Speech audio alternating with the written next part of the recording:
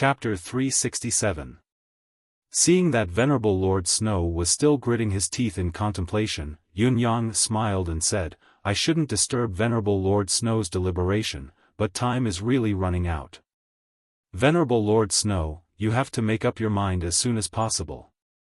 "Right, the compensation for the Four Seasons Tower's damage to the Yun family's residence cannot be omitted. The residence of Heavenly Clouds is the head of Yutong's noble families. Their treasures have been plentiful over the years. Now that it's all destroyed, when my father returns, I won't be able to explain myself." Venerable Lord Snow gritted his teeth so hard that they almost fell off.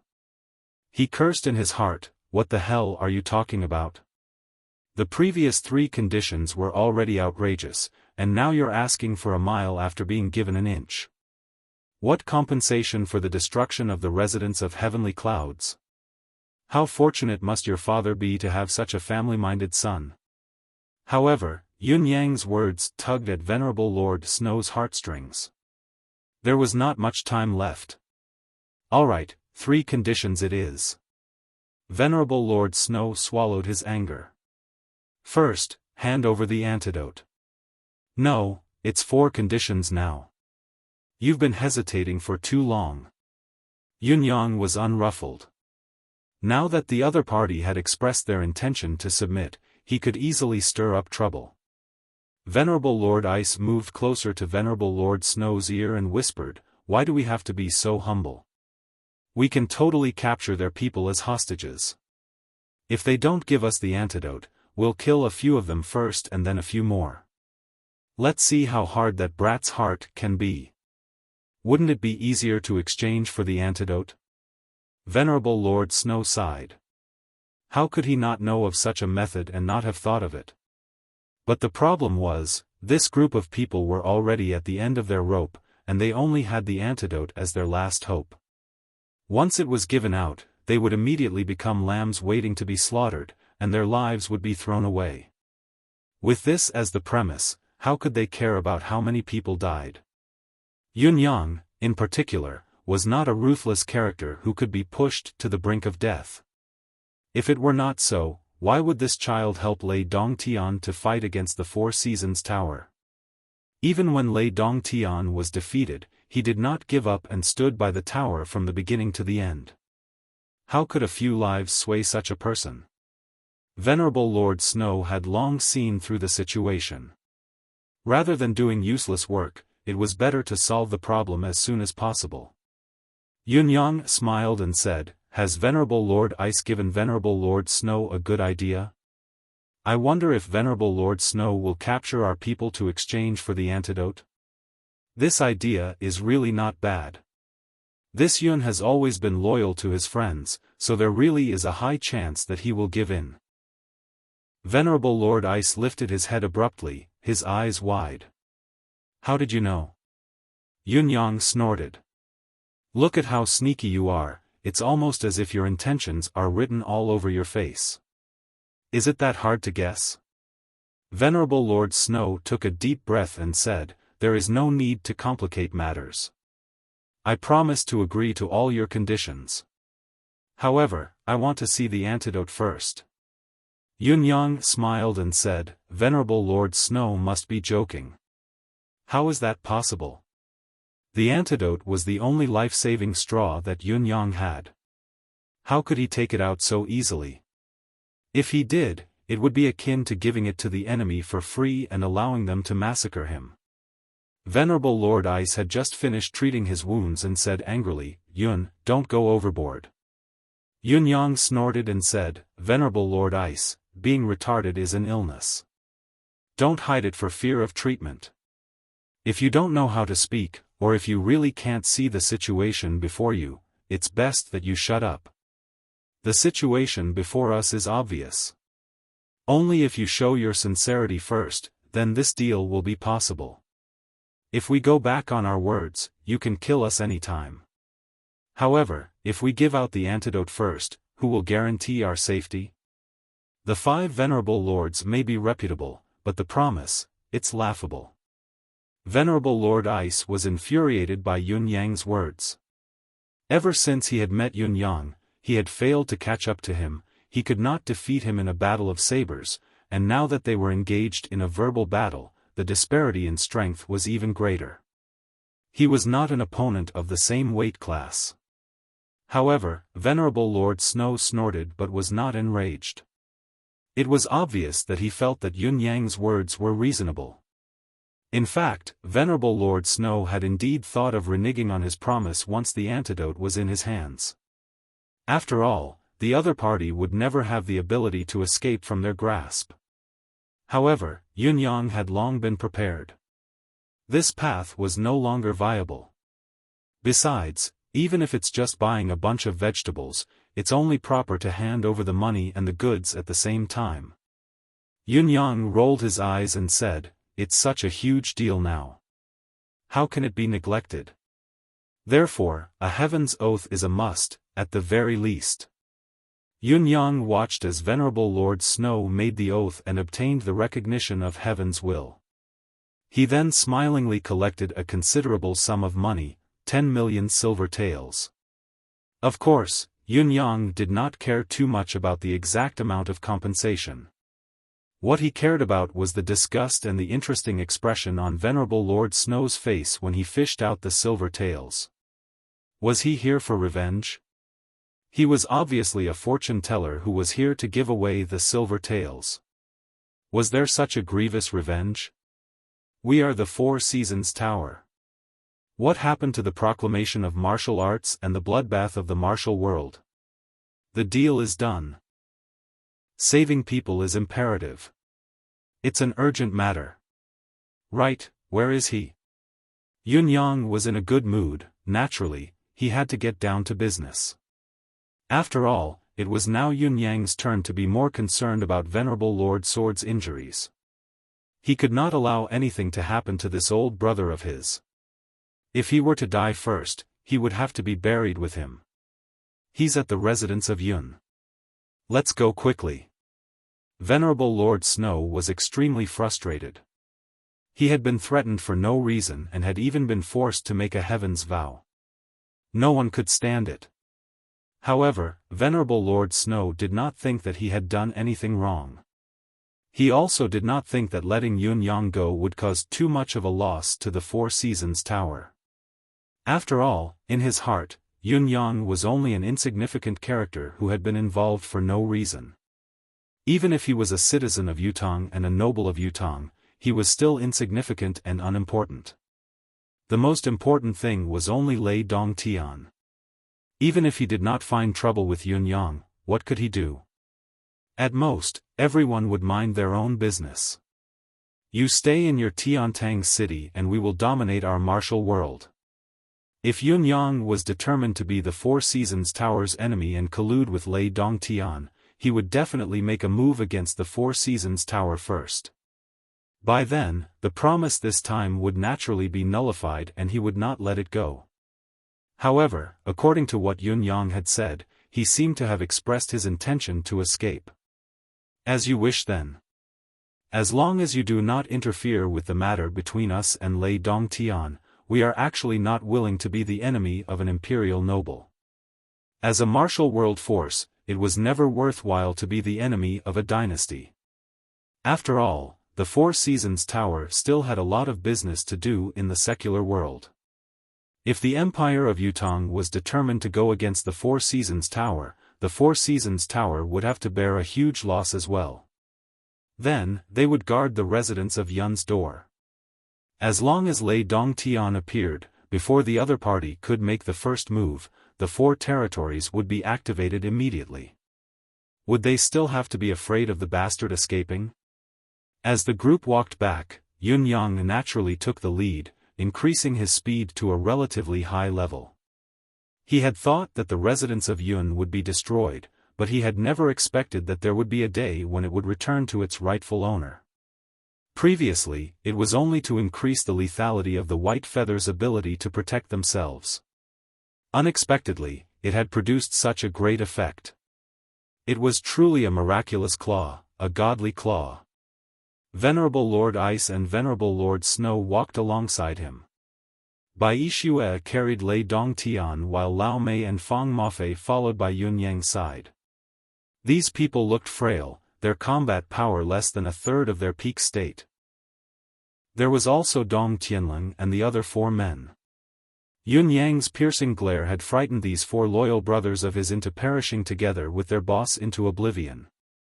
Each of them shrunk their heads like quails as they followed behind with drooping heads. As for the 17 people from the 4 noble families, they breathed a sigh of relief in unison, following behind with exceptionally relaxed moods. They had come with the intention to die, but in the end, they did not have to die. The relief they felt was indescribable.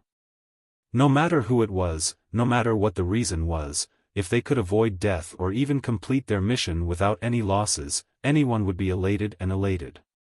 Furthermore, the young master's gazes towards them were so warm, so close that they had never been before.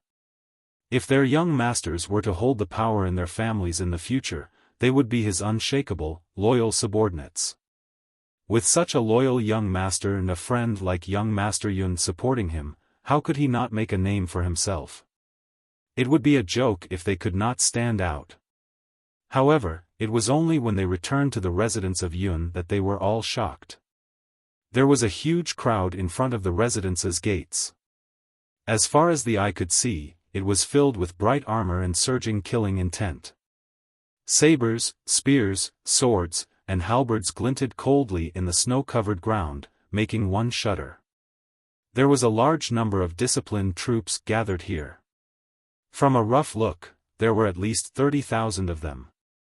They surrounded the residence of Yun so tightly that not even a drop of water could pass through. The 2 people in the lead had white hair and beards, but they were like 2 tall and straight pine trees.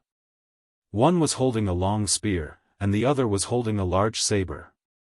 They were old generals with solemn faces, and their eyes were filled with grief, indignation, and heaviness. Who else could it be if not Qiu Jianhan and Leng Daoyin? In the residence of Yun that had long been reduced to ruins, there was a cold aura circling back and forth, filled with vigilance and threat. Qiu Jianhan's voice was tinged with an almost uncontrollable anxiety. Listen up, people inside. You've been surrounded. Come out quickly and surrender. There was no reply from inside, or perhaps they had no intention of paying attention. Qiu Jianhan's expression grew darker. His worry for Yun Yang made him unable to control himself any longer. With a wave of his hand, he was about to order an attack. Knowing that Yun Yang's residence of Yun had been attacked and turned into ashes, Qiu Jianhan almost broke down on the spot. After spending time together, Qiu Jianhan had long regarded Yun Yang as his own nephew. Hearing that something had happened here today, his heart felt like it was being torn apart, and it was difficult to suppress the pain. He did not even report to His Majesty the Emperor, but had used his authority to mobilize 30,000 imperial soldiers to surround the residence of Yun. Do not target the culprit, interrogate him. The old marshal was enraged and anxious. If Yun Yang had met with any mishap, he would rather perish together to avenge this youth. No matter the cost. No matter the consequences. Even if he had to destroy the entire Tiantang city, he would not hesitate. Chapter 368. However, there was no movement in the ruins of the residence of Yun, but there was an inexplicable sense of frost lingering in the air. The sense of deterrence was unprecedented, and the scent of blood seemed to be thickening as well. Faced with such a situation, the old man could not help but feel his heart grow colder. Even his lips were trembling and his eyes were rimmed red. With a wave of his hand, he said, "Soldiers, listen to my command." At this critical moment, a voice rang out hastily, Don't do it. I'm here, I'm back." Qiu Jianhan shuddered when he heard the voice, turning his head abruptly towards the source of the voice. Amidst the snowstorm, a purple-clothed figure danced with joy as he ran over. His steps were relaxed and he was in high spirits. It was Yun Yang. The old marshal's eyes were almost filled with tears. He breathed a sigh of relief inwardly but roared angrily, "Little bastard. Where the F***ck did you run off to? What are you trying to do? Are you trying to bankrupt yourself?" The string of curses was like a barrage of cannons, but the old man's trembling voice had already betrayed his true feelings. Yun-yang felt a surge of warmth in his heart. He hurried to the old marshal and said in a low voice, "There's something fishy about this. There are still follow-up issues that need to be resolved as soon as possible. I'll explain in detail to you later. Let's retreat for now. We've gotten through this safely." Gotten through safely? The old marshal pointed at the ruins of the residence of Yun with a trembling finger. "There's not even a complete tile in your house, and you're telling me that you're safe?" Cough, something did happen just now, but it's really fine now. There's really no time to dwell on these details now, Yun-yang explained rather anxiously. It was a waste of time to explain the whole story now. Once Venerable Lord Sword died, it would not just be the dozen or so people who would die, but the 30,000 imperial guards in front of him would all perish here. The difference in ability between a Heaven Realm cultivator and a 10th Perfection Realm cultivator of the Peak Realm was huge, especially when Venerable Lord Ice, Frost, and Snow's dominions were similar in power. When the three of them overlapped, their power was 10 times stronger than that of a single person. These Yutong men before him would not be able to inflict any damage at all, they would all die. Yun-yang would never allow this to happen. "Are you really fine?" Old Marshal Leng Daoyin took a step forward and asked. "I have to settle the aftermath of this, only then will I be truly fine." Yun-yang nodded forcefully. "Retreat 100 steps." Qiu Jianhan knew that something was amiss when he saw Yun-yang's conflicted expression, so he gave the order without further ado. At his command, the army retreated in an orderly manner. Deicide archers, prepare for battle. Heavy crossbowmen, spread out in a fan formation. Arrows knocked on the bowstrings, ready to fire. Heavy cavalry in the front, spears pointed forward. After Qiu Jianhan had ordered the troops to retreat, he issued another order in a chilling tone, obviously intending to intimidate the Four Seasons Tower's men so that they would not act rashly. While Yun-yang lamented the futility of the old marshal's actions, he finally heaved a sigh of relief. Qiu Jianhan's icy gaze fell upon Venerable Lord Snow and the rest, laced with deep hatred and murderous intent. "This old man knows that all of you are from the Four Seasons Tower. Our 9 Supremes Lords died under your conspiracy. This enmity is irreconcilable. Sooner or later, I will settle this score with all of you. However, since Marquis Yun's heir has said that he has reached a consensus with all of you, as long as all of you stay in Tiantang City obediently and don't play any tricks, we can live in peace for now. On the other hand, we don't care if you're from the Four Seasons Tower or the 8 Seasons Tower, the Empire of Yutong will definitely use the entire nation's strength to fight the Four Seasons Tower to the end." Domineering. Yun-yang only had this feeling in his heart. Venerable Lord Snow's face was dark, but he did not speak. At this moment, he was actually thankful that he had not been too forceful in his negotiation with Yun-yang, especially the decision to let Yun-yang go. Looking at the people of Yutong, they had all gone mad. This old man in front of him, with his mediocre cultivation base, had dared to threaten him. What was even more unbelievable was that he had actually felt threatened. It was a threat that came from a superior who ruled over countless men's combat power. It was actually enough to form a strong pressure on him. "Old Marshal, please calm down. I have something to settle first. I'll be out in a while. I'll definitely give Old Marshal a satisfactory answer." Yun-yang smiled along, acting humble and subservient. "Humph." Old man Qiu behaved arrogantly. He raised his head and stuck out his beard as he said through gritted teeth, "This old man will wait for your explanation. If it's not good enough, I'll **ck your buttocks." Yun-yang shuddered. How could this old man's words be so vulgar and violent? Old Man Qiu's eerie gaze shifted to the two venerable lords from the Four Seasons Tower. With undisguised hatred, he snorted heavily and stared at them, retreating step by step. Among the troops, there was a group of people dressed in black armor that stood out from the rest. The person in front was tall and slender, her posture straight and her eyes filled with endless concern. It was Shangguan Lingxiu. The Shangguan family of generals had come to help as well. It was Shangguan Lingxiu who had personally led the troops. Her eyes stared at Yun Yang quietly. Seeing that he was safe and sound, she quietly heaved a sigh of relief. She shrunk back and blended into the troop, not showing herself. Second uncle. Qiu Yunsan went forward to greet Qiu Jianhan. Scram! Qiu Jianhan hollered, "I'm angrier when I see you than when I see your father." Qiu Yunsan was rebuffed, feeling ill all of a sudden. What kind of uncle is this? You care about Yun Yang like your own son, but why do you look like you're seeing an enemy when you see your own nephew? I've been in Yutong for so many years that I'm not thinking straight anymore. What he did not see was the relief in the corners of Old Man Qiu's eyes. He had thought that this rascal was a useless and mischievous fellow. Who would have thought that he would be so lucky to have made such a good friend? Those who could befriend Yun Yang and be acknowledged by the young Yun boy were not bad and had their own merits. When Yun Yang saw Venerable Lord Sword, his eyelids twitched violently. How could he be so miserable? It was not that Yun Yang's mental fortitude was lacking, but someone's condition was too terrible. It was obvious that he was on his last breath. His lower body was a bloody mess that could no longer be seen clearly.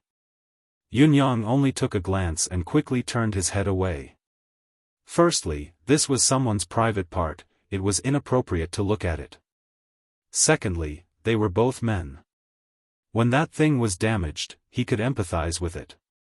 It was better not to look at it too much. What if it left a psychological scar? After all, Yun Yang was still a virgin who had never done it before. He was still a little wary. Dong Tianling, on the other hand, was sizing up the man with interest. Under Venerable Lord Snow's glum gaze, he walked to the side awkwardly, thinking to himself, "It's just a little bit. Not to mention that one is missing. Even if both of them are here, it doesn't seem to be of much use." Compared to his recent heroism, he could not help but grab at his crotch, thinking, "My baby is much, much bigger than this sword's. How can the luminary paste be eaten for nothing?" Thinking of this, Dong Tianling was unprecedentedly excited and cheerful, the smile on the corners of his lips growing wider. Xia Bingchuan looked at him, baffled. "What are you smiling at? We're all men, why are you behaving like this? Have you fallen in love with it?" "I have indeed fallen in love." Dong Tianling looked left and right happily. "I realized that I'm at least as strong as Ling Xiaozui in a certain aspect," Xia Bingchuan thought. "Are you King dreaming? Do you know what you're talking about?" Dong Tianling chortled happily. Xia Bingchuan scolded him for being crazy, turning his head away from this crazy fellow.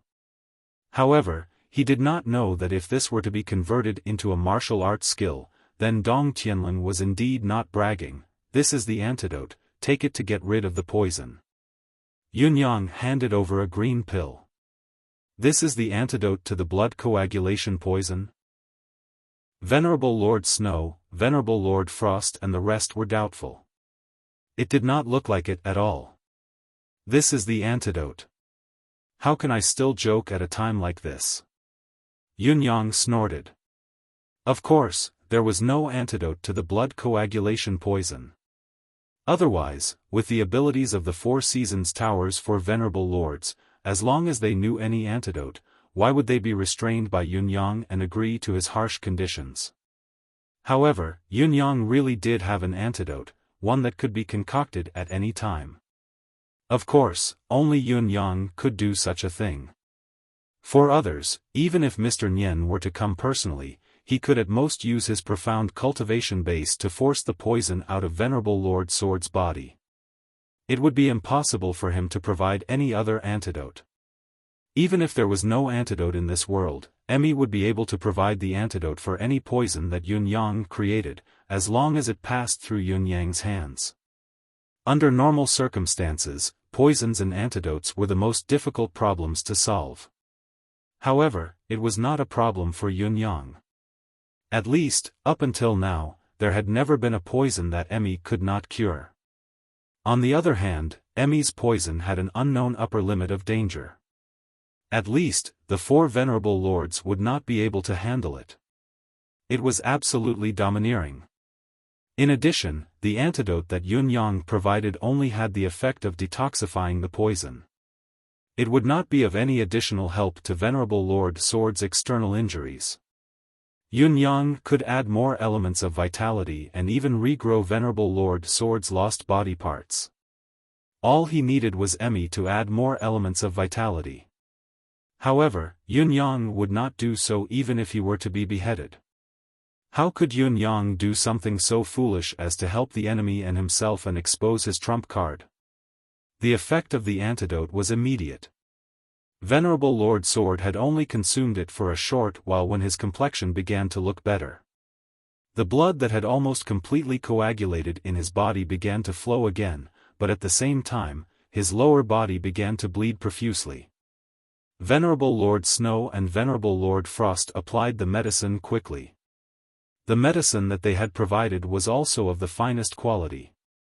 Although Venerable Lord Sword's lower body was severely injured, his life would not be in danger if it was treated in time. Snow continued to fall from the sky, and a black figure stood in the void high up in the sky. His deific consciousness covered the entire area. Looking at the bustling scene below, his expression turned ugly, his gaze filled with dissatisfaction. Chapter 369. No matter how things developed after Mr. Nyen left, he did not take any action or intervene. This had always been Mr. Nyen's way of doing things, he would let his subordinates do it. Only when they were given enough opportunities to be independent could they possess the ability to do so. Cultivation base was never equivalent to ability. Mr. Nyen had long understood this principle. That was why he had been doing it all these years. The Four Seasons Tower had produced many talents over the years. It was definitely related to Mr. Nyen's management style. However, as he watched the situation unfold, Mr. Nyen could not help but feel like he had been f***ed. He could not understand it. How did things turn out this way when they were clearly in a favorable situation? Things had been going well at first. Victory was within their grasp, and the enemy was powerless to resist. That was why he had left in peace and let the 4 venerable lords clean up the mess. However, things had taken a turn for the worse just like that. In the end, they were held back and forced to sign an extremely unfair treaty. Mr. Nyen watched on helplessly, unable to figure out what had gone wrong. Was it really just a claw of a mystical beast cub that changed the course of events so drastically that it was unrecognizable? Was this luck? Coincidence? Fate energy? Or was it something else? He was speechless. A favorable situation had inexplicably turned out to be like this. In terms of fists and martial prowess, the cultivators clearly had the upper hand. They should have the absolute right to speak. Even if they were in the enemy's capital, even if the enemy had the advantage of numbers, they were still nothing to worry about. However, they could not use martial prowess at this moment. High up in the sky, a black shadow flashed. It disappeared just like that. When it appeared again, it was already a long distance away. Mr. Nyen could not bear to watch it anymore. The situation had been lost, and all that was left was frustration. However, the gloom in his heart was still indescribable. I asked you to do the job, but you were suppressed the moment you arrived. You were in a precarious situation, and you could lose at any time. I had no choice but to take action personally and cripple those who could be considered my opponents. There were only a few ants left for you to clean up. In the end, you haven't even killed the person who deserves to be killed the most. Instead, you've come to bury the hatchet, Mr. Nyen was afraid that he would fall from the sky if he continued to watch. The poison has been cured. The deal is complete. 2 pairs of silver and goods. Yunyang urged, in other words, go and do what you need to do. Everyone, we're really not familiar with each other. The great Tao is facing the heavens, so let's walk our own path. It was only natural for him to chase them away. In spite of this, Yunyang was the owner of the residence. It was only logical, and appropriate for him to order his guest to leave. Venerable Lord Snow scoffed, young Master Yun, even though we are enemies, there is no need to be so anxious. My big brother is still seriously injured and needs to recuperate. It's unreasonable to ask him to leave at this time. You said to bury the hatchet, was it just a joke? Yunyang smiled faintly. If all of you can be at ease, I actually have no problem with it. However, if Venerable Lord Sword were to be poisoned again, it would have nothing to do with anyone else. At least, I won't be able to take responsibility. Venerable Lord Snow, Venerable Lord Ice, and Venerable Lord Frost were stunned. What the kid said made sense. No matter how nicely they talked about turning hostility into friendship, the knot in their hearts was still there and the hatred had yet to be resolved. The place had already turned into ruins and was full of scars. Who knew which mysterious poison was lurking in the corner? What if Venerable Lord Sword was poisoned? Through the previous instance of Venerable Lord Sword being poisoned, Venerable Lord Snow and the rest knew clearly that the poison that Yunyang possessed was extremely overbearing. Even the antidote that the Four Seasons Tower's higher-ups had prepared that could cure 100 poisons could do nothing about it. Therefore, it was better not to stay in this troublesome place. You win. We will meet again. Venerable Lord Ice said hatefully. The Four Seasons Tower has just said and sworn to mind our own business. Yunyang said, so, all of you should be looking forward to meeting again. Just as Venerable Lord Snow stood up, he suddenly recalled something. Young Master Yun, there's one more thing I'd like to ask before I leave. I hope young Master Yun would be generous enough to enlighten me. Yunyang asked, what is it? I won't be stingy with what I can tell you. In other words, he would be stingy with what he couldn't say. Venerable Lord Snow said, I don't quite understand. Where did the 4 Eclipse Panthers go? Yunyang remained calm as he replied, Eclipse Panthers? What Eclipse Panthers? Venerable Lord Snow looked at Yunyang's expression and uttered word by word, Eclipse Panthers. They are the Eclipse Panthers, the top-notch mystical beast, the Eclipse Panthers. Yunyang frowned as he pondered. Suddenly, he realized something. You mean the 4 colorful little panthers? Aren't they clouded panthers? How can they be Eclipse Panthers? You said it yourself, Eclipse Panthers are top-notch mystical beasts. How can there be 4 of them appearing at the same time? Clouded panthers? Colorful? Venerable Lord Snow could not help scratching his head, obviously puzzled by Yunyang's words. He was mentally prepared for Yunyang's denial and rebuttal, but since when did the Eclipse Panthers become colorful? It was clearly pure white, okay? They are white Eclipse Panthers. The kind without a single stray hair. Venerable Lord Snow emphasized again, making it clear that there was no doubt about it and that Yunyang had to admit it. White? Then I've really never seen them before. Yunyang said apologetically, now that we've buried the hatchet, we can still be friends when we meet in the future. There's nothing that can't be said, but these 4 white panthers, I've really never seen them before. Venerable Lord Snow said faintly, young Master Yun, do you take us for fools? Venerable Lord Sword was injured and poisoned by the Eclipse Panther's claws, and you, Yunyang, have the antidote in your hands. Who else could it be if not yours? You're still denying it even now. Of course, Yunyang could feel the menacing glare. After a pause, he was taken aback and said, could it be what? Venerable Lord Snow's expression changed. Yes. When young Master Lei first came, he brought a few pets with him. All of them were colorful and beautiful.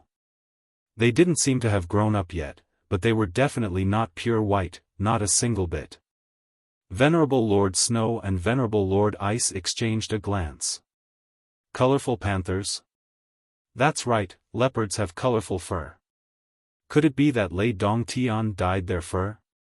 Venerable Lord Frost said, could it be that Lei Dongtian saw the heavy snow, that's why he dyed the panthers white? Using the weather to enhance their camouflage and increase their chances of winning, he used them as assistants. That's what led to the biggest variable in this battle. Venerable Lord Snow raised his eyebrows and nodded inwardly. Where are the panthers now? Venerable Lord Snow asked. Where are the panthers? Of course I know, but I won't tell you. Yunyang was delighted, stroking the fist-sized kitten in his embrace and said, I was only concerned with escaping then, how could I have the mood to pay attention to them? You've overestimated me. Then where did you get the antidote? Brother Lei has foresight. Speaking of which, I can't help but admire Brother Lei's foresight. You've actually thought of this. Yunyang sensitively felt that he had made a mistake. However, he could only muddle through now. All of you have said to bury the hatchet, it's up to you whether you believe it or not. The three of them did not know whether they believed it or not, but they did not dwell on this issue. Tell Lei Dongtian. Venerable Lord Snow said fiercely, don't die too early. The Four Seasons Tower will definitely end this. Let's go. Venerable Lord Snow carried Venerable Lord Sword and walked out with the other two.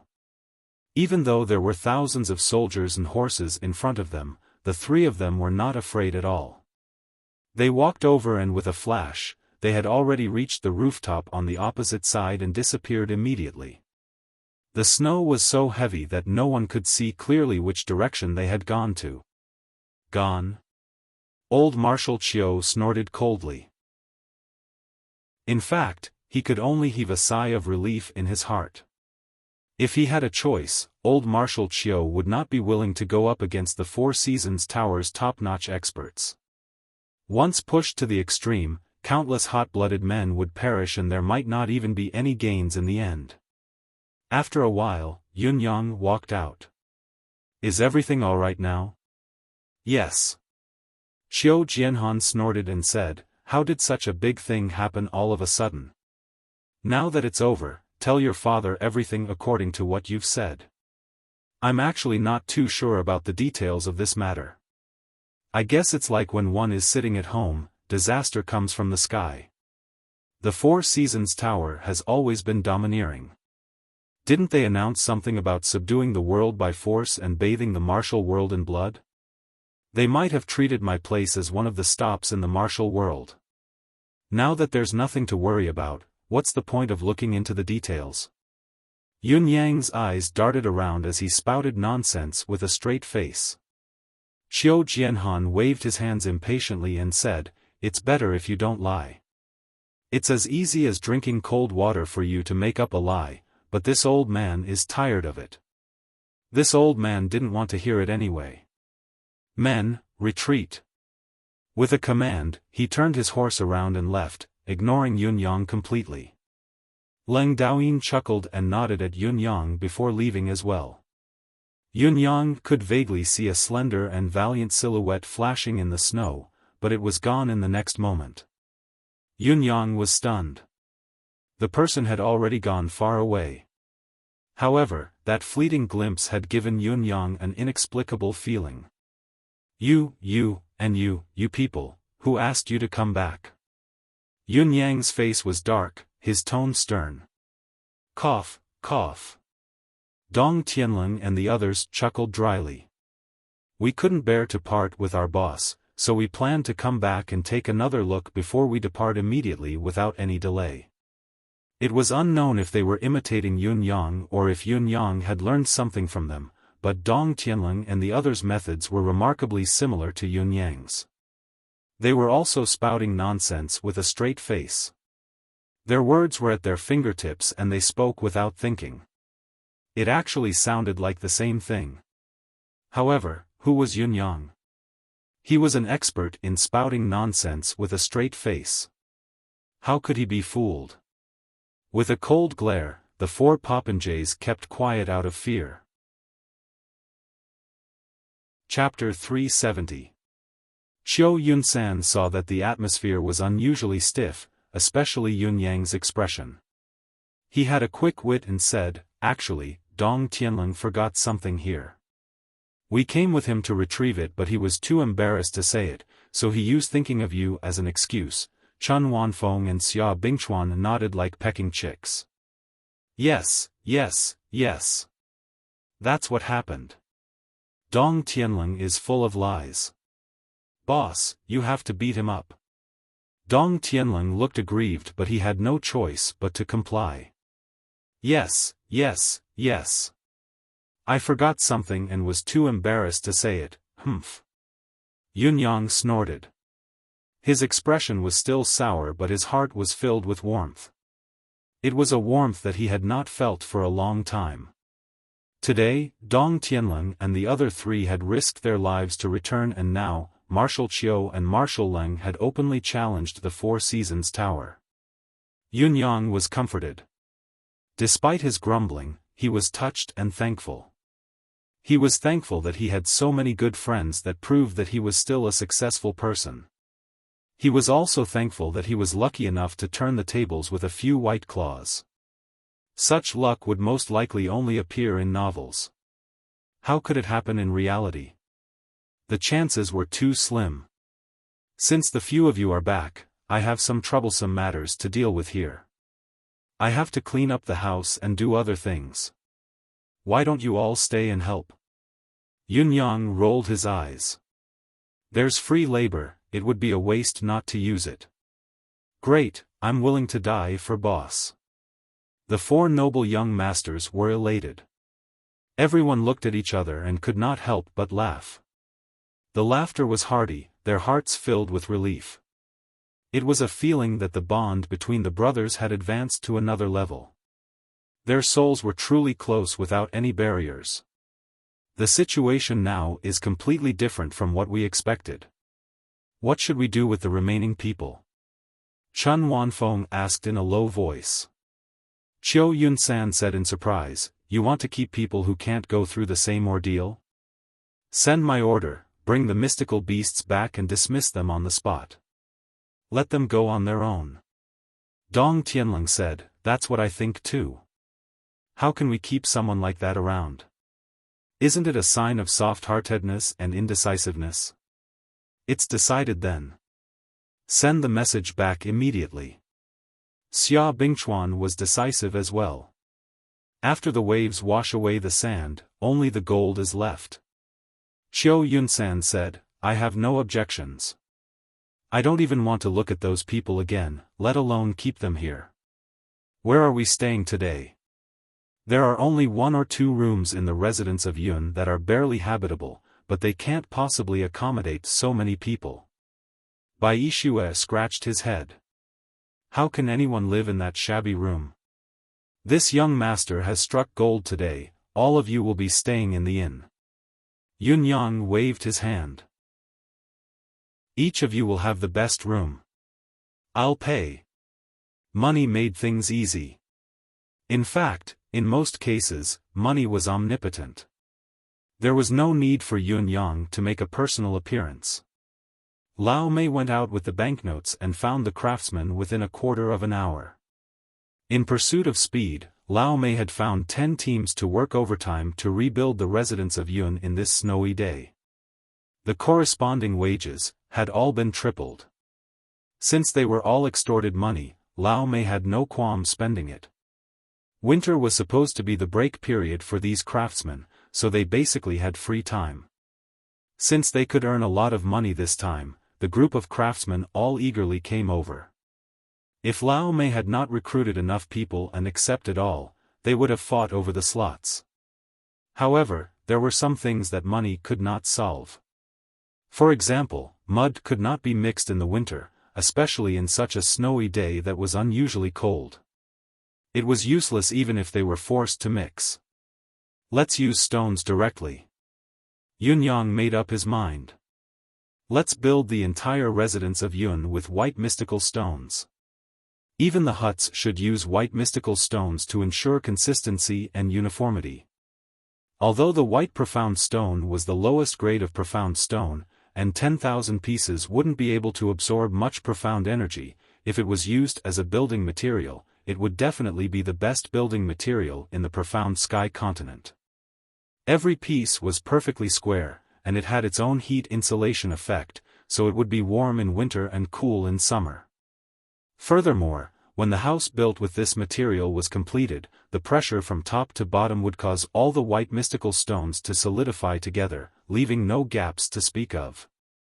More importantly, the white mystical stone had a certain degree of amplification effect on a martial artist's cultivation.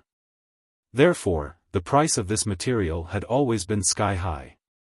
Very few people would actually use it to build an entire residence. Even in the palace, there were only a few pure white mystical stone houses in a few courtyards. Even then, it was already very extravagant. With Yun Yang's order, the cost of rebuilding the residence of Yun had undoubtedly soared to an astronomical figure. The cost estimate gave Lao Mei a huge shock. Young master, the initial estimate would be at least 80 million silver taels.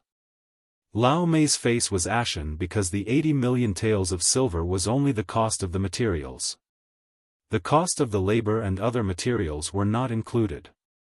Just the cost of the white mystical stone alone was already so much. If everything was calculated, it would be at least 100 million taels of silver. This amount was enough to empty Yutong's national treasury. Only this much? Yunyang raised his eyebrows. Then change it all to double-layered white mystical stone. Don't forget about the secret underground chamber as well, we need to make it more secure. Use white mystical stone for the foundation as well. Lao Mei stretched his neck, his eyes wide. 200 million silver taels might not even be enough for such a construction method. Right, remember to use silver mystical stone for the roof. Yunyang was extremely wealthy. Use Snow Mountain sandalwood for the roof beams and white crystal for the windows. Only then can we ensure the best lighting. Lao Mei was completely speechless. Based on this calculation, the most conservative estimate for rebuilding the residence of Yun would be around 300 million silver taels. Also, tell the workers that if they can rebuild the residence of Yun within half a month, their wages will be doubled on top of the current tripled. Yunyang was determined to build the residence of Yun into the most luxurious palace in the entire Tianxian continent. He realized that he really needed a base. Especially after today's battle, he had successfully escaped from the Four Seasons Tower's line of sight. The residence of Yun had truly become the darkest place under the light. Therefore, Yunyang decided to build this place more securely. He was also thinking of expanding the underground structure to encompass the few residences beside it, and then building the underground into a spider web that extended in all directions. Whoever's house would still be the one living in it, but the underground would be connected to each other. This would undoubtedly make it easier for him to contact his subordinates, and it would also be easier for him to act in secret. After all, the residence of Yun had been destroyed, and the Four Seasons Tower was considered to be very clear about the residence of Yun's underground. There was absolutely nothing special. Then, after they were clear about it, the underground would be completely remodeled. Lao Mei, who was shocked by the astronomical figure, went to execute the construction order. Yunyang, on the other hand, brought his men and booked the entire tower to Heaven Inn. Only the largest and most luxurious inn in Tiantang City could have so many high-class guest rooms. Then, Yunyang went to Qiu Jinhan's residence. He still had to talk to the old man in detail. Otherwise, if old Marshal Qiu were to be petty, he would really have to bear the consequences. How could the title of the leader of the capital city's 3 rogues be false?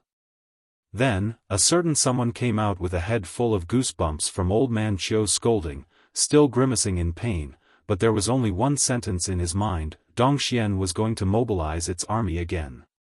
The empire's eastern defense was going to face another harsh test. The reason the empire of Dongxian had chosen to go to war in such a frigid weather was mainly because Han Sanhe's faction was currently at a disadvantage. Countless officials had accused Han Sanhe with a myriad of reasons. Furthermore, the attack this time had come abruptly and without warning. Han Sanhe was caught off guard, and even many of his former allies had jumped out to criticize him at this juncture. How could he explain himself if the entire imperial court was his enemy?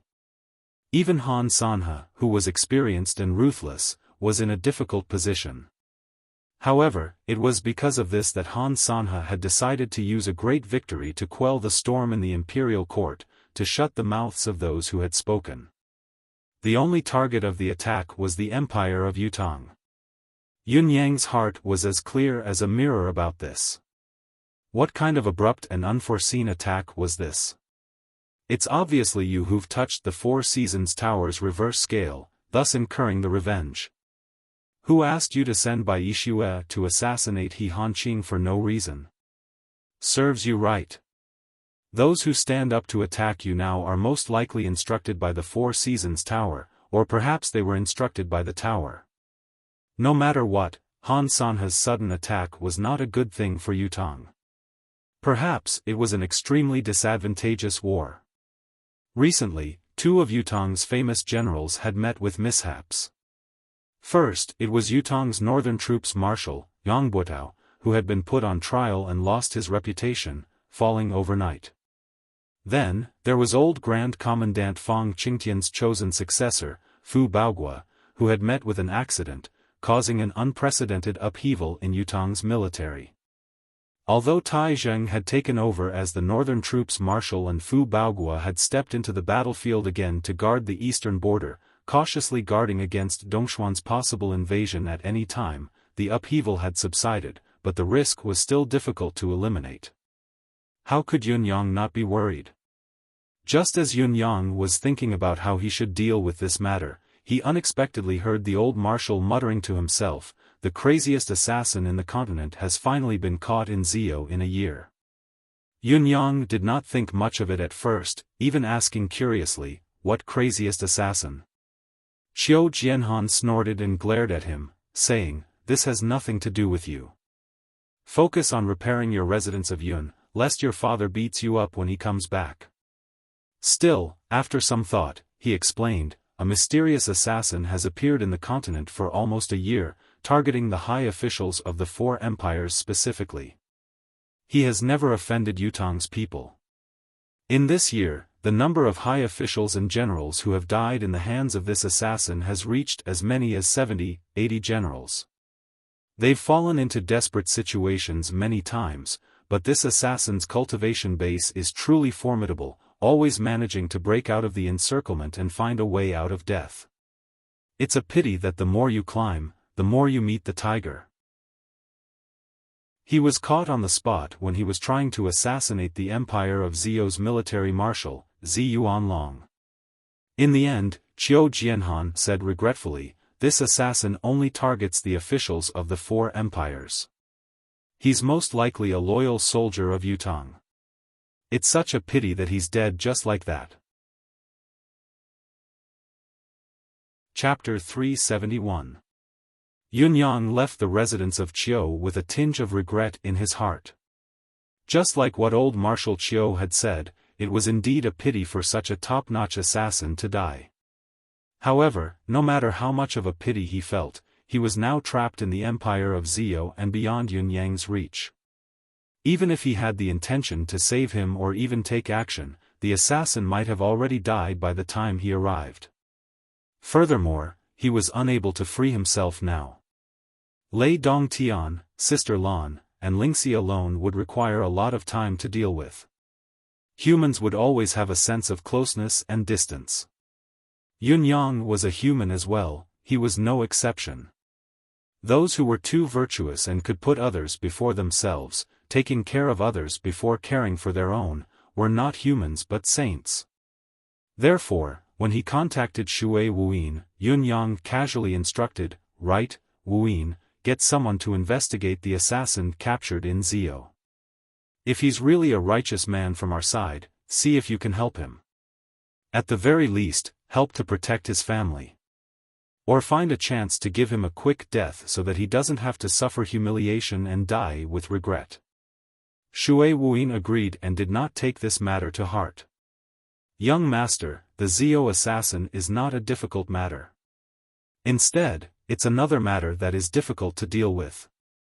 "What is it? How can it trouble you?" "It's all because of those two young ladies." Shui Wuyin's expression was as bitter as a gourd. "They're going crazy now. I went to comfort them but I've been beaten up 3 times. If this goes on, I'll go crazy too." Yun Yang patted his head, feeling rather troubled by this matter as well. Yun Yang's previous plan was too bad. His most ideal idea was to retreat unscathed, at most not exposing his identity as one of the 9 Supremes. How could he have imagined that the situation would take such a turn? Now that the matter had passed, the terrible situation that he had envisioned was no longer there. He had to bring Ji Lingxi and Yu Rulan back, but the more specific problem was how to explain it after he brought them back. How could he let the 2 ladies vent their anger? He had knocked them out and sent them away. It would be a wonder if they would forgive him when they came back. "Sigh, this matter is a little difficult. I think I'll have to trouble you to stay there for a few more days. Tell them that I'm fine here, but the house and the residence of Yun has been completely destroyed. It needs to be rebuilt. Once it's done, I'll bring them home immediately." The only solution Yun Yang could think of now was to not meet face to face and let Shui Wuyin be the scapegoat. After all, Shui Wuyin was closer to 8th brother. His fiancée and his younger sister would be handled by Shui Wuyin. It was only logical that they would be a perfect match. Anyway, it's all in the past now. After a few days, when their anger subsides, we can go and pick them up. It'll be fine. Yun Yang thought to himself. Poor young Master Yun, the young Lord Supreme Cloud, who claimed to know everything in the world, did not understand women at all. Women were really strange creatures.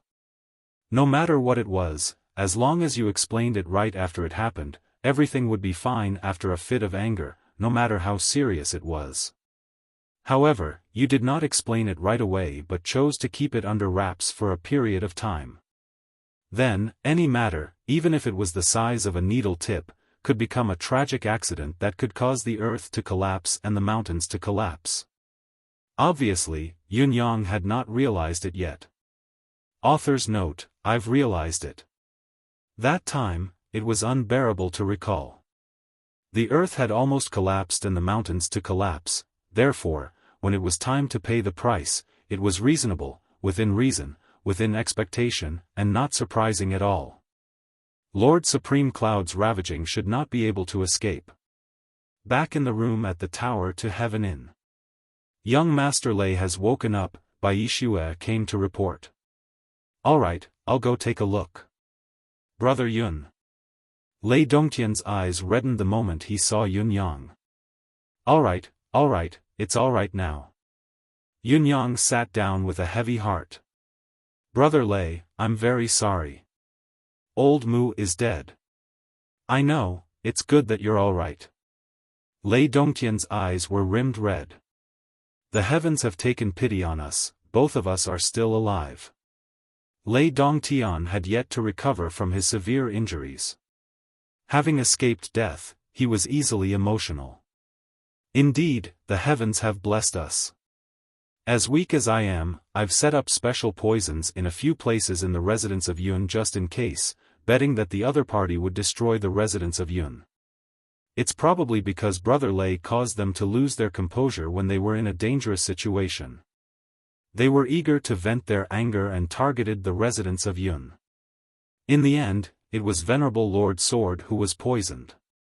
The other party didn't have the antidote, so they had no choice but to compromise. It's just that using such a despicable method to survive, it's really shameful. Yun Yang sighed and said with disappointment, Brother Lei, the Four Seasons Tower is really a behemoth. Its reputation is not just for show. I've told you before that the Four Seasons Tower has many capable people, especially the head of the Four Seasons Tower, Mr. Nian. He's a pinnacle expert who can compete with the unrivaled expert Ling Xiaozui. Even if you didn't intentionally avoid it, it'd be best if you went back to your family and brought more people with you. However, you didn't listen. Lei Dongtian lowered his head. It's really my fault this time, it's really too dangerous this time. Yun Yang sighed deeply. Although I was lucky enough to force them to retreat with poison, they've also raised conditions. The situation is stronger than the person, I have no choice but to comply. What conditions? Lei Dongtian asked. The condition is for me to draw a clear line between you and me. They said it very clearly that their goal is only to deal with you, and not me. Yun Yang said. While the hatred in Lei Dongtian's eyes grew stronger, there was also doubt. Why? I have to talk about one of my protective treasures. Yun Yang was silent for a moment. Jun Moyan's medallion of gratitude, the only one left in this world, is with me. Lei Dongtian had obviously heard of Jun Moyan's name. He said in a low voice, I see. Did you agree to it? Yun Yang was displeased. Brother Lei, what kind of person do you think I am? If I had agreed to it, how could Brother Lei still be alive now? Lei Dongtian hurriedly apologized, Brother Yun, it was a slip of the tongue just now. How could I not know that you are righteous? This foolish brother here apologizes solemnly.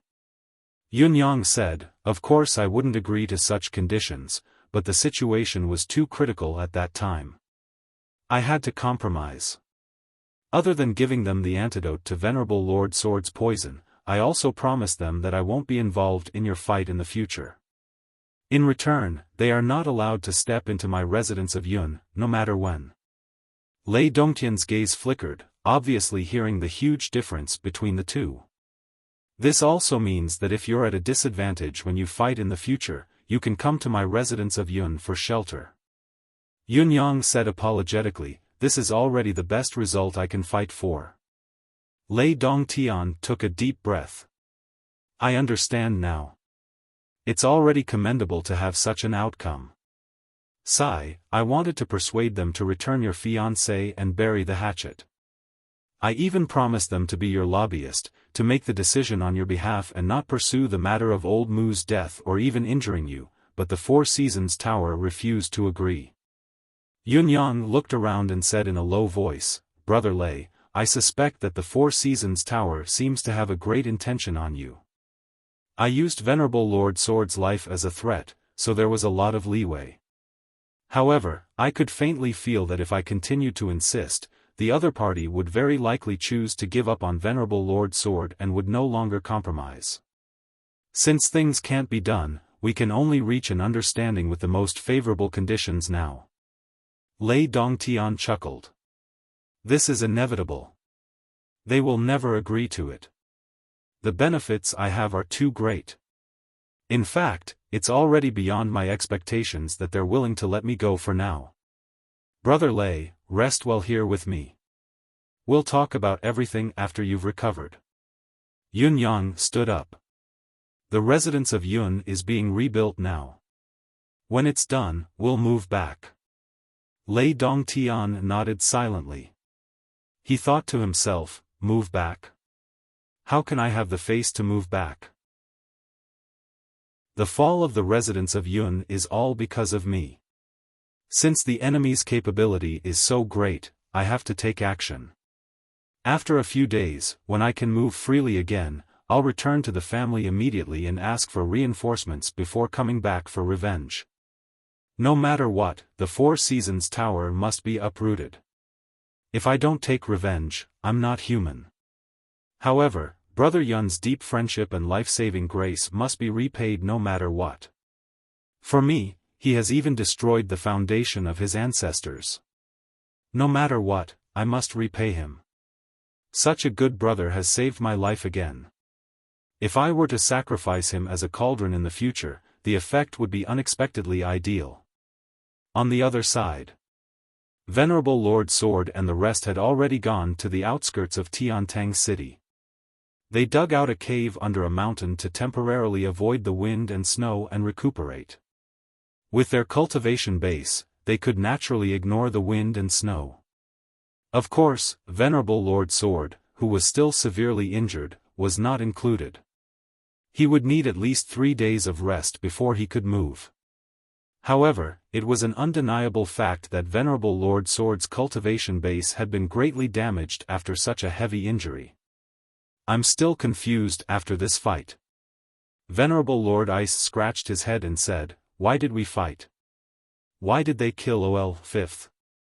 Venerable Lord Snow said coldly, the cause was probably a misunderstanding. After OL 5th died, the so-called misunderstanding was no longer important.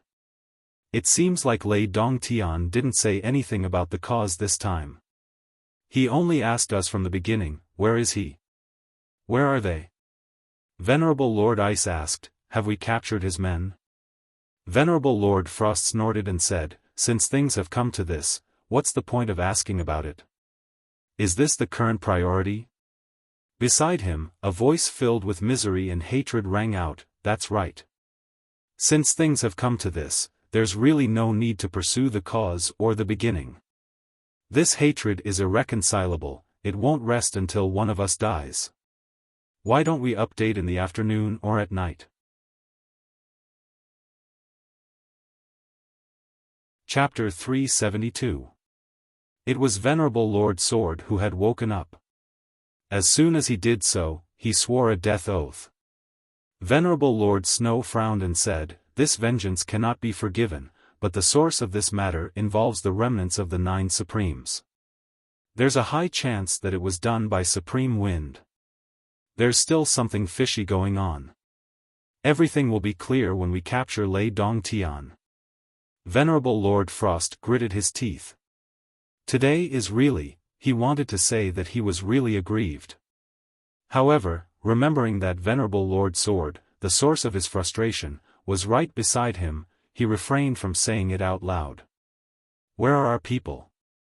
Venerable Lord Snow asked. "We've been fighting for so long. Why aren't they here yet?" "Human?" A cold voice came from outside. "You still have the face to ask? Your people.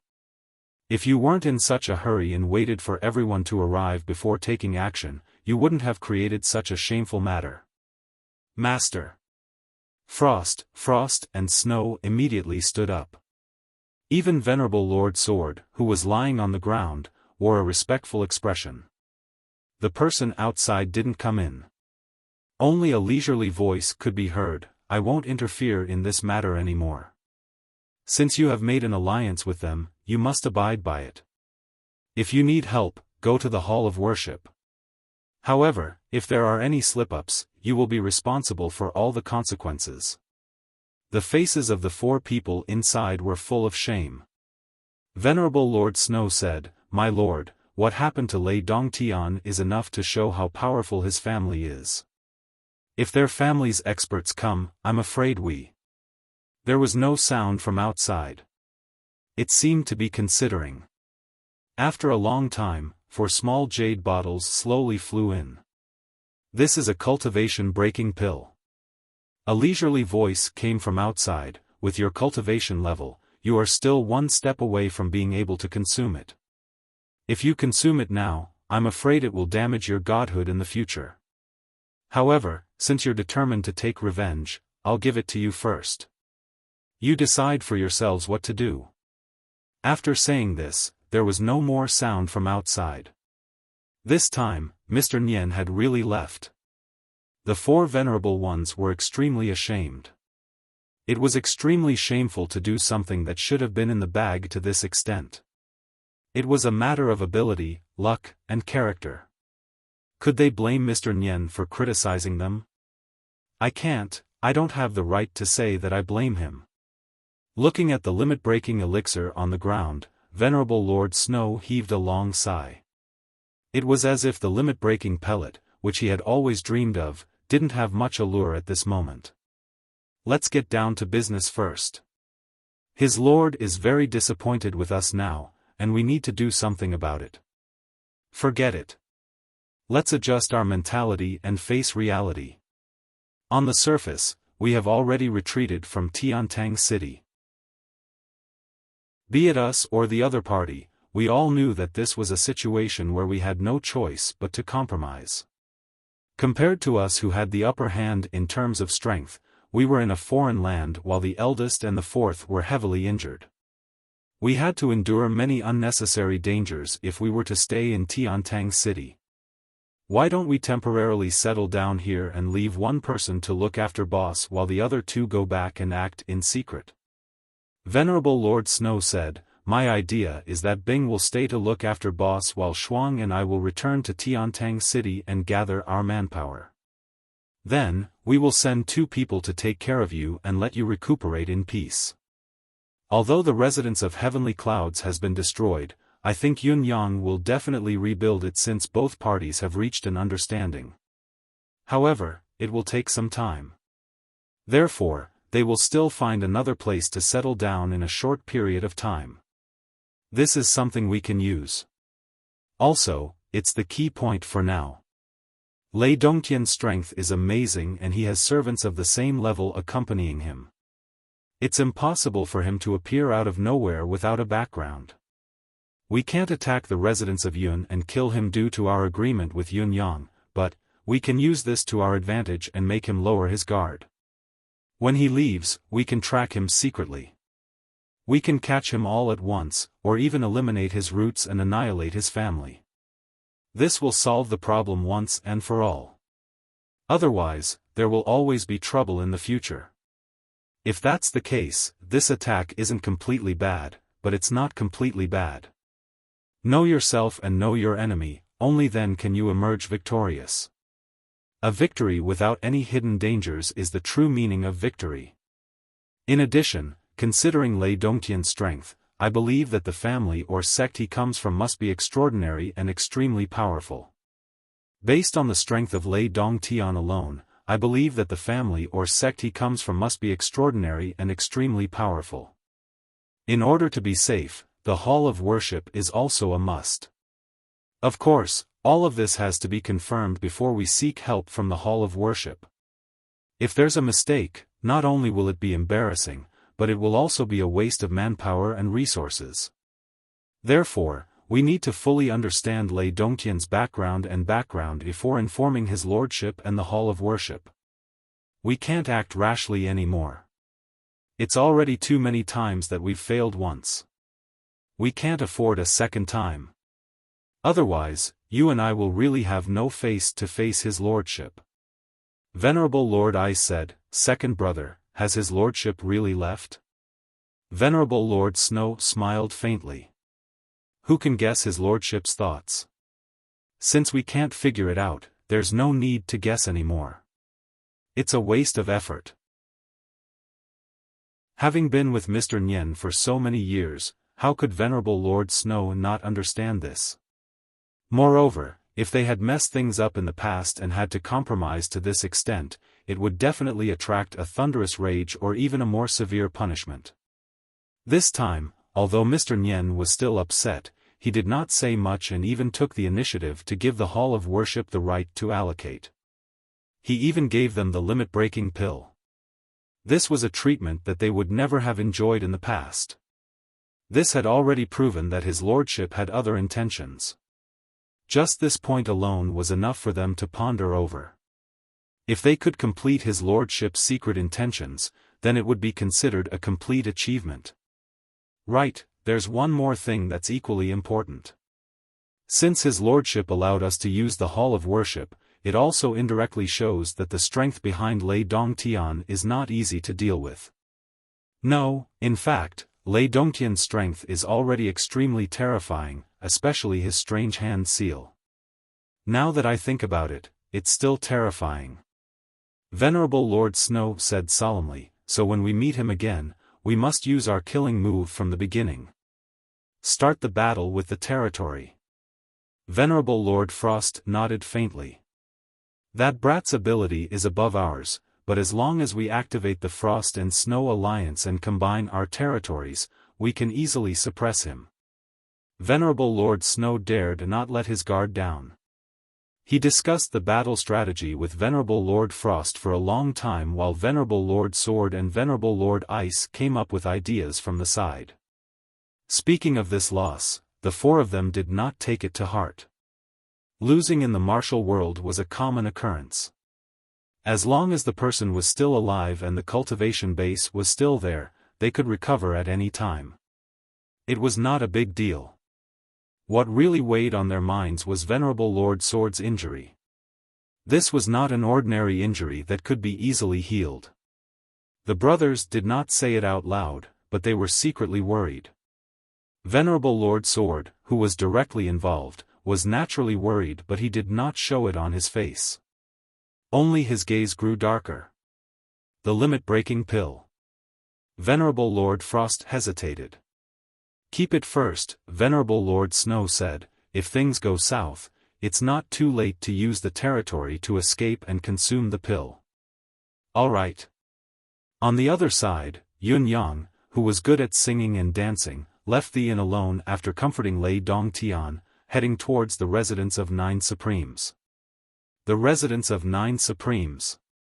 Yun Yang had not been to the residence of 9 Supremes for some time. Firstly, he did not want to arouse the attention of others, and secondly, he did not want to be reminded of the past. Yun Yang was actually aware of his own state of mind. The sorrow of his brothers had always lingered in his heart. If he could avoid it, it would be best to do so. However, he had no choice but to go to the residence of 9 Supremes today. During this period of time, Yun Yang had cultivated the 5 cultivation methods of thunder, cloud, wind, fire, and blood. His progress was rather rapid, even faster than when his elder brothers were cultivating back then. Somehow, when Yun Yang wanted to cultivate the 6th cultivation method, which was his 4th brother's holy water charm, he could not even break through the first stage of the introductory cultivation method. This was obviously not a matter of talent. In fact, ever since Yun Yang had received the Kirin fish's gift, his meridians had surpassed the common definition of a water genius. Among the various cultivation methods of the 9 Supremes, including the cloud cultivation method that Yun Yang had originally cultivated, none of them were as compatible as the holy water charm. However, no matter how hard he tried, the cultivation method that should be the most compatible and the fastest for advancement could not be initiated. It was only when Yun Yang, with Lei Dongtian's help, had transformed the 100 years of cultivation base that the cinnabar fruit had given him into his own and his deific consciousness had increased by a few times that he finally had a breakthrough and mastered the first stage of the holy water charm. When he was cultivating previously, he had cultivated all the wind, fire, thunder, and blood in one go, but he did not feel anything. He only knew that time was of the essence. Cultivating the various cultivation methods as soon as possible would help him in his plans. However, the mastery of the first stage of the holy water charm this time had given Yun Yang a strong sense of need. It was as if the water attribute in his body could no longer be held back once it had been stimulated and was about to burst forth, urging Yun Yang to quickly cultivate the following cultivation methods. Yun Yang was surprised by this and did not understand why. This feeling was especially strong after the battle with Venerable Lord Ice. It was hard to suppress. If not, how would Yun Yang be willing to step into the residence of 9 Supremes again? As long as he was in this place, he would feel that he had not done his job well and would feel ashamed to face his brothers. Sometimes I wonder if all of you will really not come back after I have mastered all of them. If so, I'd rather destroy my cultivation method and not leave any mystical chi or cultivation base. Standing in the familiar thick fog of the residence of 9 Supremes, Yun Yang faced Supreme Water's door and asked softly. Are all of you waiting for this day to come? Yun Yang mumbled to himself softly. The door was silent. Actually, all of you did this on purpose. You all hid far away on purpose so that I could learn all of the 9 cultivation methods. Am I right? Yun Yang snorted and said, I know that all of you are actually not dead. You're all watching me from afar. The door was still silent. All the corpses on the battlefield are in pieces. I've searched for a long time but I can't find your heads. Yun Yang's eyes were rimmed red as he forced himself to control himself. He tried his best to analyze the situation in a positive light, fooling himself. I've searched for a long time, flipping through all the minced flesh and bones, but I can only find Boss' hand. He doesn't have a hand. At most, he'll be crippled, he won't die. Where are all of you? All of you are still alive, right? After muttering to himself, Yun Yang suddenly plopped down on the ground without a care for his image. He hugged his head tightly and buried it between his legs, silent tears falling uncontrollably. He took in deep breaths, forcing himself to calm down, but he could not stop his body from trembling violently. Here, the supreme cloud outside who could turn the world upside down, who could behead powerful enemies amidst laughter, was no longer there. All his composure, all his composure, all his composure, all his elegance, had disappeared. Right now, Yun Yang was just a lonely child who had been abandoned by a large group. At this moment, Yun Yang was filled with an indescribable loneliness and desolation. I finally have Sister Yu to talk to and you've taken her away again. You're too cruel. Are you going to take Sister Lan and Lingxi with you later? Why didn't you take me with you? Leaving me alone in this world. Yun Yang complained, choking back his sobs. The residence of 9 Supremes was as misty as before. The thick fog floated around. In the silence, there seemed to be a few pairs of eyes watching from the other end. Sigh. Yun Yang's emotions were unprecedentedly turbulent. He stood up with a pout and wiped his tears. Every time I come here, I can't help but complain. Luckily, there's no outsider here. It'd be so embarrassing if someone saw us. I'm Supreme Cloud, the 9 Supremes' brains. Yun Yang chuckled self-deprecatingly. Without hesitation, Yun Yang cultivated the holy water charm and placed his palm on Supreme Water's door. There was a click. The door opened a crack. Inside, it was still the same small, private space. There was an additional bookshelf in Supreme Water's room compared to the others. Beside the bookshelf, there was a small wooden figurine. Fourth brother's hobby is really unique.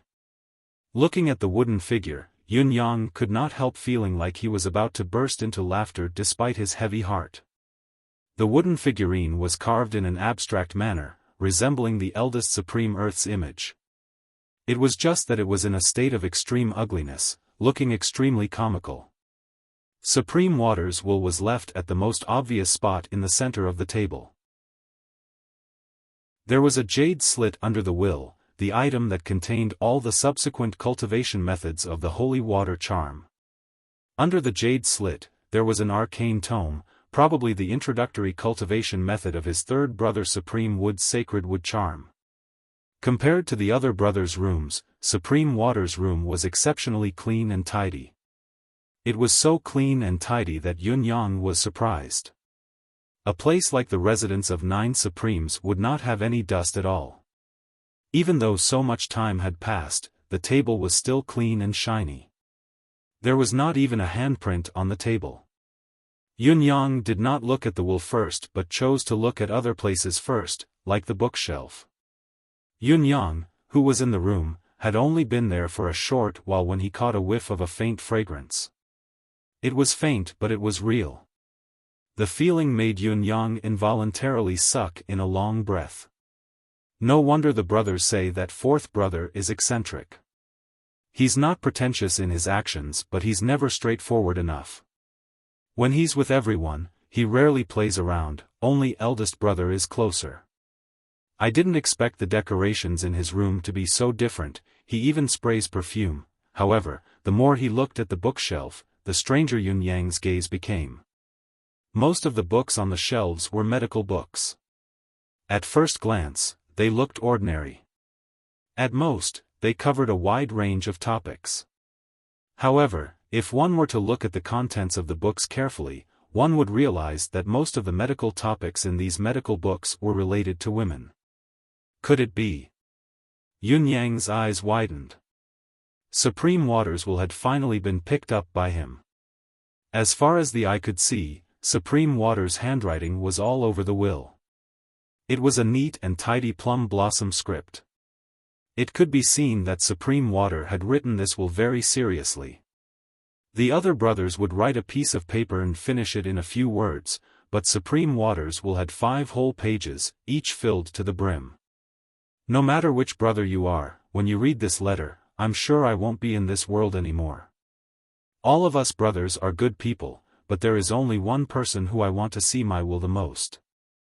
I hope this person is OL 9th. Yun Yang's heart skipped a beat. OL 9th is meticulous and meticulous. He's the most cautious and resilient among us brothers. I'll only be at ease if I entrust my funeral to OL 9th. However, it's nothing if the other brothers see it. All of you are the ones I'm most at ease with. Yun Yang rubbed his nose, a bitter smile on his face. Supreme Water had used 2 words here. Assured. Assured. Entrusting it to Yun Yang was the most reassuring. Entrusting it to other brothers was the most reassuring. This was obviously different. Was there a difference in treatment? Yun Yang suddenly felt an inexplicable emotion. If the one who had opened the will today was not him but another brother, would that elder brother have taught him a lesson? How am I not as good as OL 9th? How can he be at ease if I give it to him? Once he thought of this, a wave of resentment rose within him. If that was the case, what was there to be afraid of? Even if he were to be punished 10 times, 100 times, 1,000 times, or 10,000 times, he would still be willing. My name is Shui Bingqing. Supreme Water's will was clearly written. I believe you'll understand after reading this. Yes, I'm a girl. Yun Yang was truly bewildered this time. A girl. 4th brother Supreme Water was actually a girl. 4th brother was actually 4th sister. This was a huge secret that Yun Yang would never have thought of even if he cracked his head. After all, in Yun Yang's knowledge, 4th brother Supreme Water's usual image was that of a brash man who spoke rudely and did things cleanly. His mannerisms were slightly pretentious but he still looked like a rough man. He was a little short but he looked strong enough. None of the above characteristics had anything to do with being a woman. However, once he knew the key point, Yun Yang could not help but recall the many strange things that happened when the brothers interacted in the past. Indeed, there were times when Supreme Water's physique seemed to be slightly different. Sometimes he was thinner, sometimes he was thicker. Now that he thought about it, he must have used some method to conceal his identity with his physique. In other words, 4th brother, 4th sister did not show her true face to the brothers. I was born with the soul of water meridian and have been weak and sickly since I was young. Those with the soul of water meridian rarely don't live past 30 years old. I'm already 27 now. This is my fate.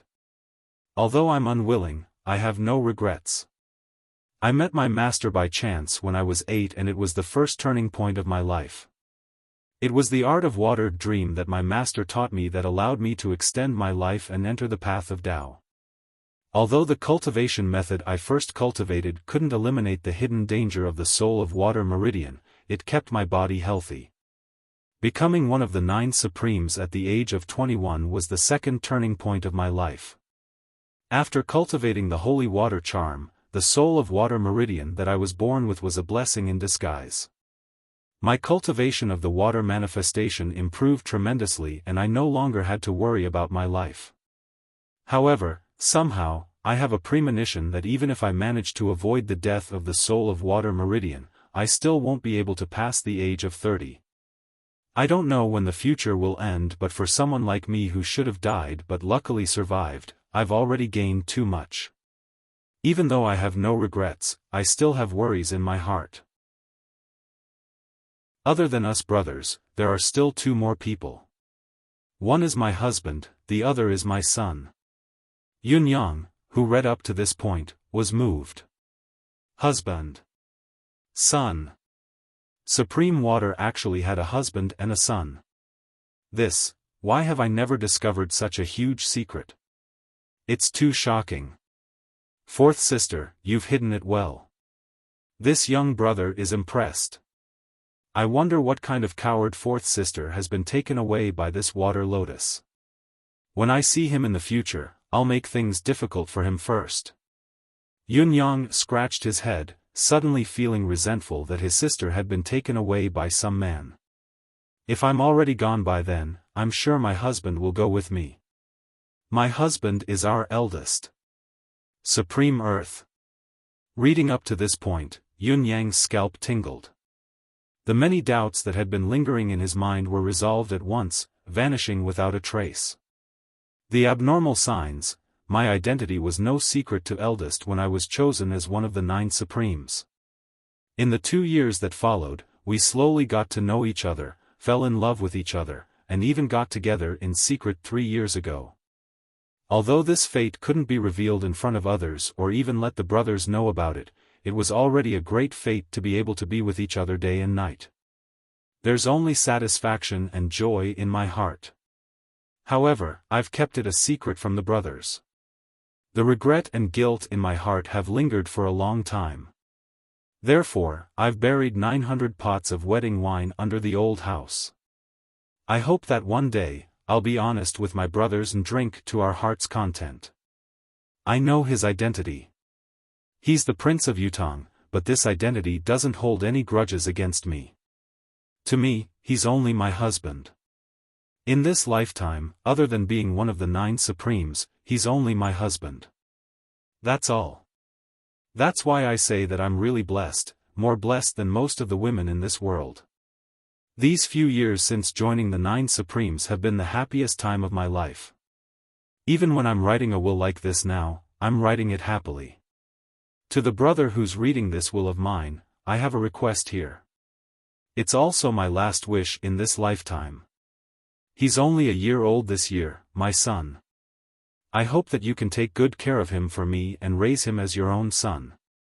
In this life, the person I've let down the most is my son. As a descendant of royalty, he can't enjoy any of the privileges of royalty. As a child with parents, he can't receive even the slightest bit of care from them. As a descendant of the 9 Supremes, he can never show himself in front of others. Chapter 373. It was not until he left Tiantang City and sprinted thousands of miles amidst the heavy snow that he entered the mountains and stepped into the child's current location. As far as the eye could see, the place was surrounded by mountains. It was a beautiful and quiet village. There were only 40 to 50 households in the entire village. Smoke rose from the roofs that were covered in snow in the evening, making the entire village look like a landscape painting, full of peace and harmony. Yunyang swept down like a gust of wind. The landing point was an exceptionally tranquil little courtyard, right in the middle of the entire village. Yunyang sucked in a deep breath. This seemingly ordinary little village had a total of 49 households. However, it was not difficult for those with discerning eyes to notice that the other 48 households had formed an unusually tight defensive formation, surrounding and protecting the small courtyard in the middle in a seamless manner.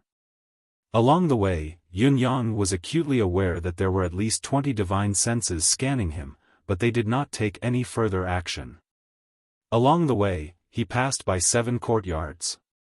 In each courtyard, there was a strong man staring at him with a dangerous expression. There was also a woman doing needlework at the doorway. Her pretty eyes seemed to sweep over him intentionally or unintentionally. The door of his target's yard was tightly shut. Just as Yun Yang was about to knock on the door, he heard a creak. The doors of the two households beside him opened at the same time, and two strong men walked out slowly. Their faces were guarded. "Young master, may I ask what business you have here?" Every single person in the village had a valiant aura around them. Yun Yang could easily smell the scent of blood that came from stepping foot on the battlefield from them. He looked in the direction of the voice and saw two burly men walking out.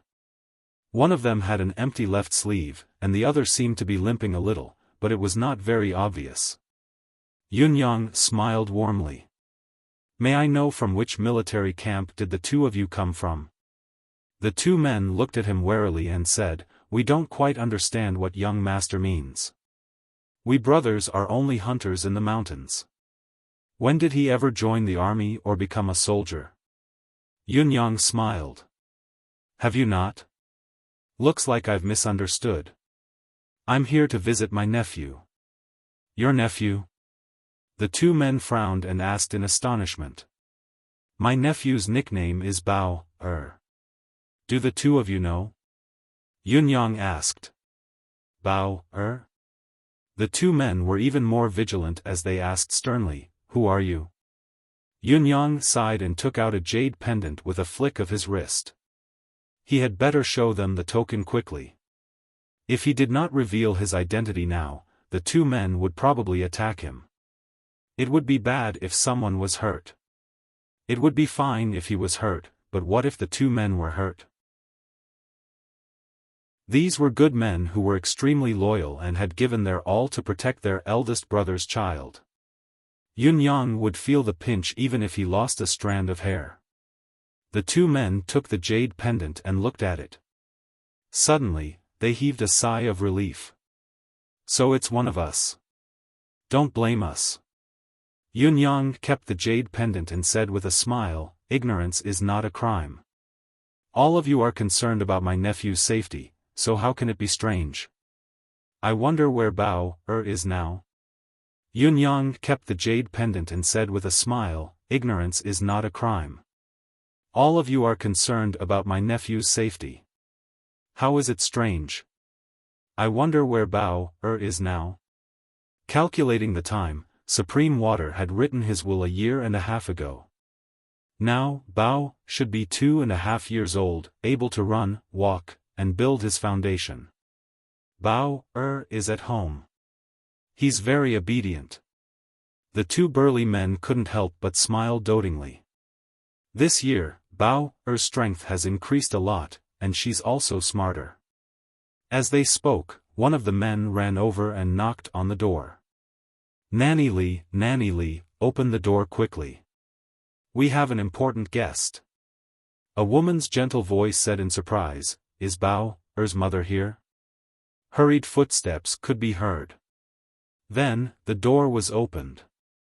A scrawny yet charming woman in her 30s appeared in front of him with a joyful expression. She craned her neck to look around. Thinking that the person she was looking for would probably never come, Yun Yang felt a pang in his heart. He spoke telepathically, "Is this big sister Li Yingqiu?" The woman was taken aback but she smiled immediately. "So this young master is an important guest. Please come in." Yun Yang's words were spoken through telepathy. Everything was done for the sake of safety. In this world, there were only two people who knew this woman's real name: Supreme Earth and Supreme Water. Therefore, how could the lady not know that her own people had really come after hearing Yun Yang's words? Moreover, he was the kind of person that Supreme Earth and Supreme Water could absolutely trust. Bao, come out quickly. A handsome uncle is here." Li Yingqiu chuckled. The thick curtain of the door was lifted and a little head that looked like it had been carved from jade poked out. His round eyes looked at Yun Yang as he asked shyly, "Mother didn't come?" Disappointment that could not be concealed flashed in his dark eyes. He put down the curtain unhappily but felt that it was a little rude, so he lifted the curtain again and said, "Good day, guest." Only then did he shrink his head back. Yun Yang had fallen in love with this obedient, adorable, and sensible child at first glance. He was pretty, clean, adorable, well-behaved, shy, and polite. The only thing lacking about him was that he was a little too skinny. This child yearns for his mother to come every day. Every time his mother comes, it's like he can't get enough of her kisses, Li Yingqiu said tenderly. Yunyang felt a pang in his heart, but he smiled and said, "It's the nature of a mother and son. It's only natural for a child to do so." Li Yingqiu looked at his expression and asked hesitantly, the child's mother has never brought outsiders here before. What I mean is, why didn't the child's father and mother come this time?" Yunyang sucked in a deep breath and said, "They went to a faraway place to carry out a mission. I'm afraid they'll only be back after quite some time." Li Yingqiu frowned and said quietly, "I see. They're always so busy." After a pause, she asked again, "May I ask young master's surname?" Yunyang pondered for a moment and said tentatively, "My surname is Feng, which means favorable weather." Li Yingqiu's eyes shone as she said, "The surname Feng is rare indeed. I remember the child's father once said that he had a brother with the same surname." Yunyang smiled and said, "That would be me. Among Big Brother's brothers, only I have the surname Feng." Li Yingqiu's remaining wariness vanished as she invited Yunyang to take a seat in the house warmly. "Big Brother Nyo, Big Brother He, if you have the time, why don't you hunt some wild game for me? I'll prepare a few dishes to entertain our esteemed guests tonight," Li Yingqiu said as she turned around. The two burly men laughed. "Is there even a need to ask? We'll go with a dozen of us later and hunt more wild game." They turned around and left, guffawing. Yunyang looked at the retreating silhouettes of the two men, his thoughts wandering subconsciously. It seemed that Big Brother and fourth sister had not told them his real identity. Even Li Yingqiu did not know that the child's parents were actually two of the 9 Supremes. If he had told them, they would have known who the person in front of them was when he said that his surname was Feng. Just as he entered the house, he felt a gust of warm air blowing against him. Bauer snuggled into Li Yingqiu's embrace shyly and said, "Uncle, who are you? Where are my papa and mama? Why didn't they come? Bauer misses them so much." In his small hand was a thin but exquisite wooden sword. Yunyang looked at the carving marks and knew that it was Supreme Water's handwriting. The material was the same as the wooden statue he had seen earlier. Yunyang chuckled softly and asked, "Bauer misses Papa and Mama?" Bauer nodded vigorously. "Yes." Yunyang smiled. "How much?" Bauer rolled his eyes and said, "I even dreamt of Mama last night. It's so warm in Mama's embrace, warmer than the stove." Yunyang was close to tears as he said, "Bauer's Papa and Mama have gone to a faraway place. They'll only be back after a very, very long time. Bauer can live with Uncle first, okay?" Bauer shook his head forcefully and said with puffed cheeks, "No." Li Yingqiu was taken aback when she heard him. She said in a low voice, "Young master, did the child's mother say that she wants to bring him over?"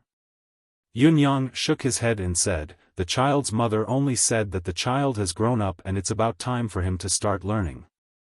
If he keeps staying here, I'm afraid." Li Yingqiu's expression was a little worried. What Yunyang had said was indeed a pressing issue, one that could not be ignored or avoided. How could they receive good education in such a small, isolated village? Yunyang said with a smile, "What I mean is, I have enough space to stay there. I'll bring everyone in the village to move over, lest all of you worry about Bauer. I believe Bauer won't want to leave all of you." Li Yingqiu said happily, "That would be the best." This was the crux of Li Yingqiu's hesitation. Of course, she could not bear to leave Bauer, but Bauer had to leave this small village if he wanted to receive good education. Li Yingqiu had already planned to follow Yunyang alone with Bauer, but Yunyang's declaration that he wanted to bring the entire village with him had eliminated Li Yingqiu's last doubt. Bao pouted and said in a childish voice, "Is Mama there? Mama won't abandon Bao, will she?" It was obvious that the child had not realized the meaning behind Yun Yang's words and was still pressing on with the question that concerned him the most. Yun Yang said gently, "Mama will go there to find Bao when she comes back. Bao is Mama's flesh and blood. How can she not want Bao?" Bao lowered his head and said unhappily, "But Bao has dreamed a few times that Mama doesn't want Bao anymore." They're walking in front. No matter how Bao calls, they won't turn back. There was another update in the afternoon. Chapter 374. Yun Yang continued reading. The child's real name is Yu Qiankuan, his nickname is Bao. He's my baby. Bao's innate talent isn't great, only having 5 innately awakened chakras. But that's fine too. I've always hoped that he can live his life peacefully and peacefully. What followed was a lengthy description of the child. Then, there were instructions for his brothers. Yun Yang read it word by word until the end.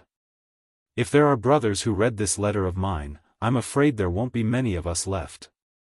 I sincerely hope that the surviving brothers can live on happily. Don't be obsessed with revenge, don't be burdened with so many things. Live well, live well.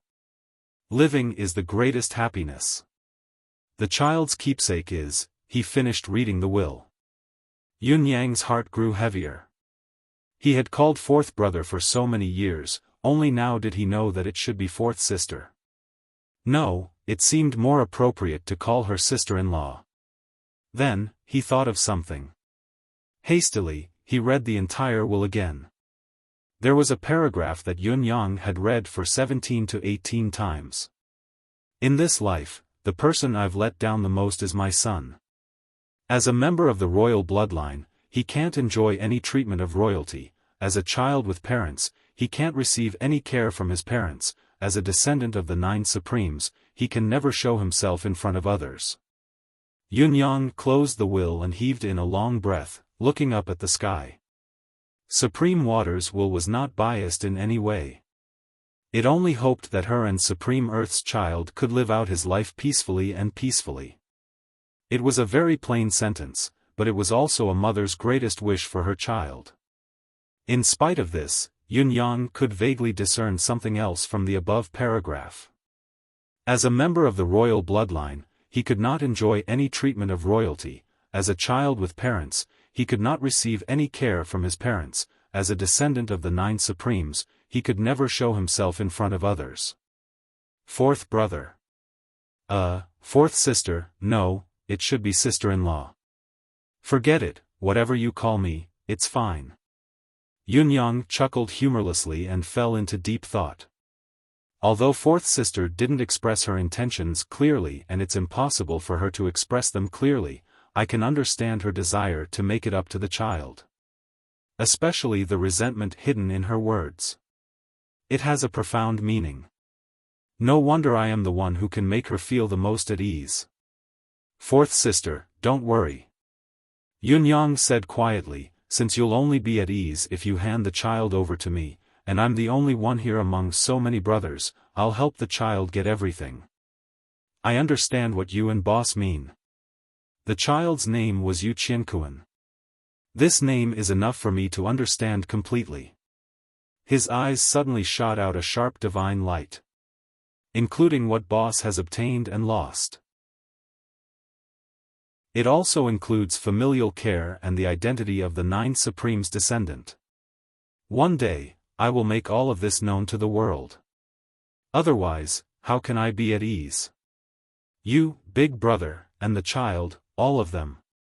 Yun Yang carefully kept Supreme Water's will and kept it safe. The wills of his other brothers had basically been destroyed, only Supreme Water's will could not be destroyed. Yun Yang had other plans.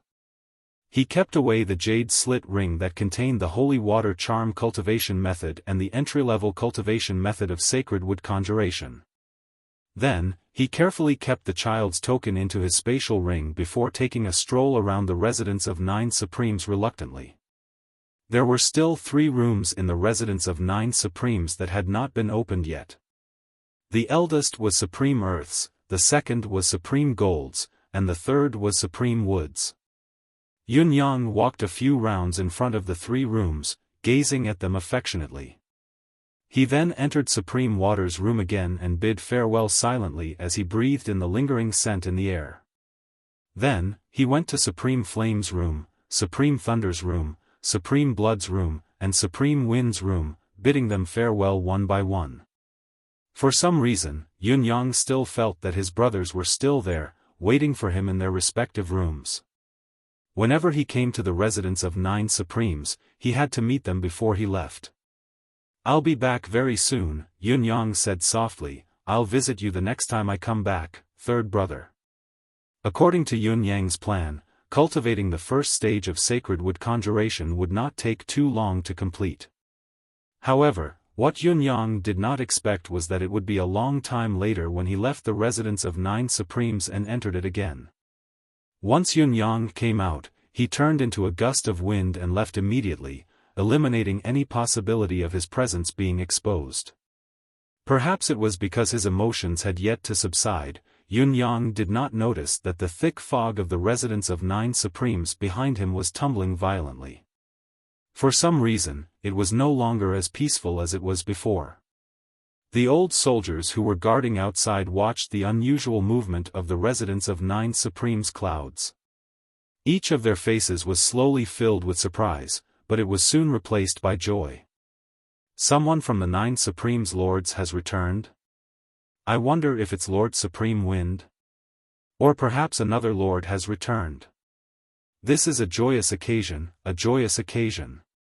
God bless the 9 Supremes, God bless Yutang." After a long, long time, the churning fog above the residence of 9 Supremes gradually stopped. However, on this night, the fog of the residence of 9 Supremes stirred many people's imaginations, causing them to stay up all night. The residence of Yun. Lao Mei worked as a supervisor, supervising the work of the craftsmen meticulously. He wanted to restore every part of the residence of Yun to its original state as much as possible. Only the original flower rack was left untouched, as it had not suffered much damage and Yun-Yang had specifically instructed it to remain untouched. Therefore, the residence of Yun's territory was bustling with activity. Only a piece of empty land had become a no-man's land. The craftsmen were surprised, not understanding why they were not allowed to go over. Was the residence of heavenly clouds not supposed to be rebuilt? Why was such a large piece of land left empty and unrepaired? The accumulated snow in the residence and the collapsed houses were all cleared within half a day. All kinds of high-level construction materials began to gather towards the residence of Yun. This was a classic case of money making things easier. Construction materials flowed like water and white mystical stones were piled up like mountains. What a generous sum of money! The reason why the craftsmen were puzzled as to why they did not start work on the original location of the flower rack was because in the residence of Yun, no matter where it was, work would start at the same time. There was no place that did not start. For this project, the craftsmen could be said to be full of enthusiasm. Not to mention the wages for starting work, just the parts that were already damaged and collapsed were directly cleared out, and all of them were discarded. The valuable materials in the ruins alone had made these craftsmen an extra windfall. The residence of heavenly clouds was the residence of the royal family and Marquis Yun himself was a trusted brother of Yutang's emperor. Although this relationship could not be stated explicitly, His Majesty the Emperor was clear about it. How could he mistreat this brother? When the residence was built, the materials used were all of superior quality. Even though most of it had been destroyed now, the leftover materials were still valuable. At least, these were high-level materials that the construction workers could not even come into contact with. Based on this mentality, the progress of the project was swift. Lei Dongtian's injury had yet to recover but the foundation of the residence of Yun was almost complete. However, when Lao Mei wanted to ask Yun-Yang how to construct the underground, he realized that his young master could not be found no matter how hard he tried. Handing such a huge project to me, handing over hundreds of millions of silver taels to me, and he disappeared just like that? Isn't young master being too generous? Lao Mei was dumbfounded. This is obviously his trust in you. Why don't you know what's good for you? Fang Mafei hissed. Bullsh *t. Lao Mei said impatiently, this underground construction was ordered by young master again and again. If I were to build it on my own and it doesn't meet the requirements, wouldn't I be the unlucky one then? Bai Yixue swayed back and forth, rolling his eyes as he said, you're the major domo. Who would be unlucky if not you? Lao Mei was exasperated. Ever since Bai Yixue entered the residence of Yun, his personality had become more and more similar to Dong Tianling's. In the beginning, he was dressed in snow-white robes that fluttered in the wind. Now, he was overflowing with a despicable aura that made people want to beat him up the moment he opened his mouth. All of this took less than a month. This is an unhealthy direction, my friend. You're really hurting our hearts by doing this.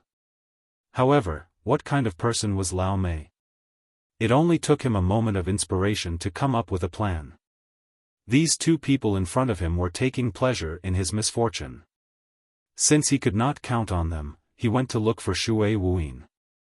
He knew that Shui Wuyin was Yun Yang's absolute confidant and that his degree of trust seemed to be even higher than his own. Most importantly, Shui Wuyin's meticulousness was definitely not inferior to Yun Yang's. In some aspects, he was even better. Finding such a person to help would only bring about benefits and no disadvantages. He was definitely the best choice. Using a secret communication channel to find Shui Wuyin and tell him about Yun Yang's plan, Shui Wuyin's eyes lit up immediately. Brilliant. This is the classic case of being blind under the light. Brilliant, truly brilliant. Shui Wuyin was extremely interested in the underground design of the residence of Yun. There was no need for Lao Mei to urge him as Shui Wuyin had already begun to design meticulously, to the point of forgetting to eat and sleep. Follow my plan. Shui Wuyin handed out a few blueprints after working for 4 hours. Let these 6 teams work on one side each. When they're all done, we'll complete the middle passage ourselves. This way, we can ensure that it's completely undetected. Perhaps, boss can come and clear it himself. Then, there'll be no possibility of the secret being leaked. Brilliant. Brilliant, truly brilliant. Lao Mei's eyes were wide open. It was no wonder that he had been a martial artist all his life while people like Yun Yang and Shui Wuyin could command the masses. Even if he were to flatter his horse, he would never be able to catch up to the speed of their brains. Not only did they plan it in an instant, they even came up with an almost flawless way to keep it secret. Using this kind of brain to deceive people was simply too useful to the extent of not wanting to use it. Was there? Yun Yang did not return home after coming out of the residence of 9 Supremes but went straight to the address of the child that Supreme Water had mentioned. This matter was of utmost importance to Yun Yang and could not be delayed. He rushed all the way. And Chapter 375. It was not until he left Tiantang City and sprinted thousands of miles amidst the heavy snow that he entered the mountains and stepped into the child's current location. As far as the eye could see, the place was surrounded by mountains. It was a beautiful and quiet village. There were only 40 to 50 households in the entire village. Smoke rose from the roofs that were covered in snow in the evening, making the entire village look like a landscape painting, full of peace and harmony. Yun Yang swept down like a gust of wind. He landed on an exceptionally quiet yard, right in the middle of the village. Yun Yang sucked in a deep breath. This seemingly ordinary little village had a total of 49 households. However, it was not difficult for those with discerning eyes to see that the other 48 households had formed an unusually tight defensive formation, tightly surrounding and protecting the small courtyard in the middle. Along the way, Yun-yang acutely sensed that there were at least 20 divine senses scanning him, but they did not take any further action.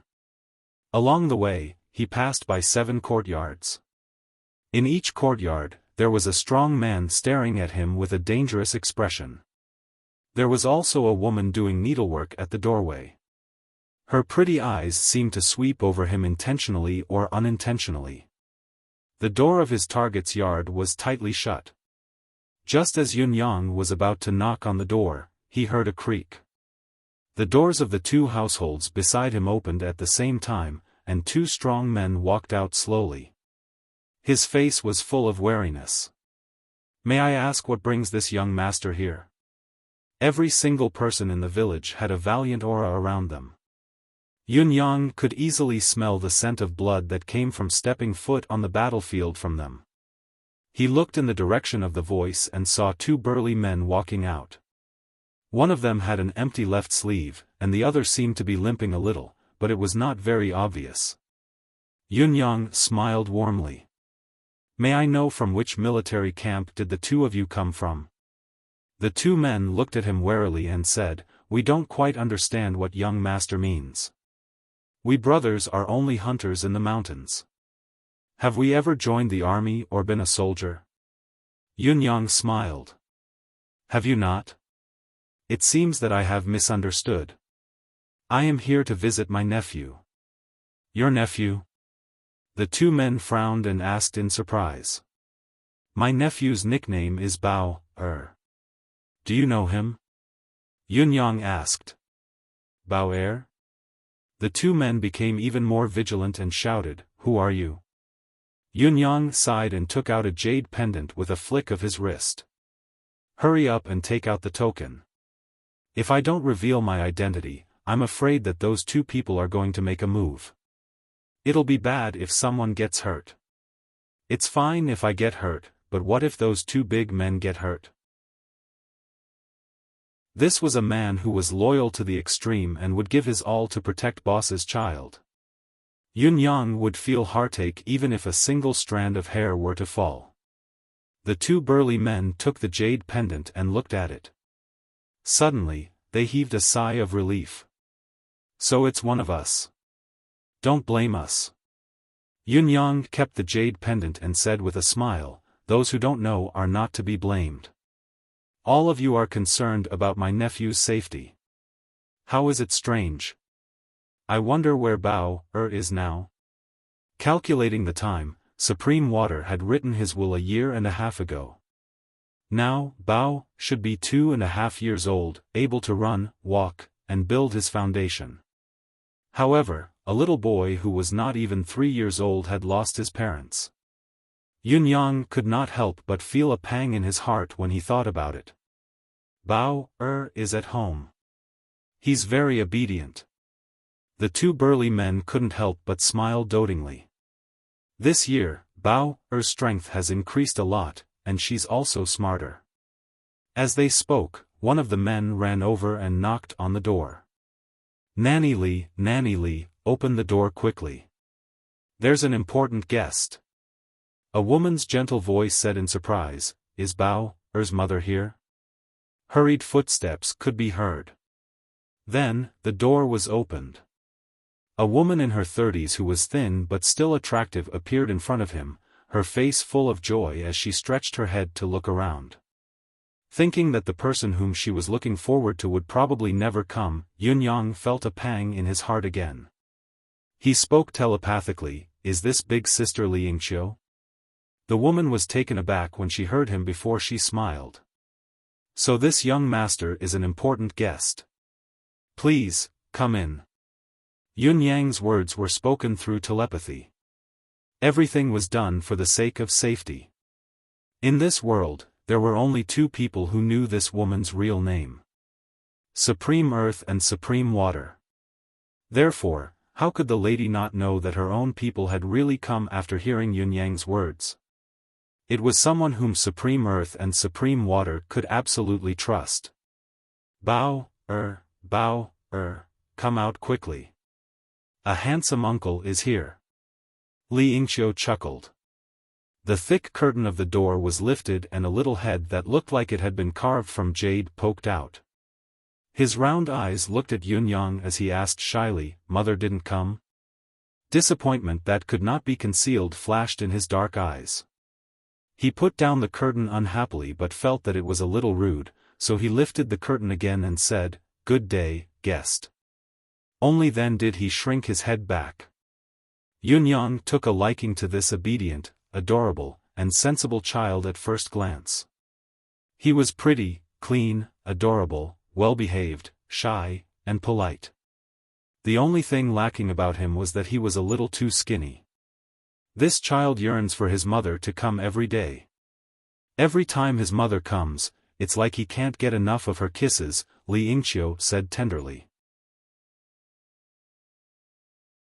Yunyang felt a twinge in his heart. He smiled and said, "It's the nature of a mother and son.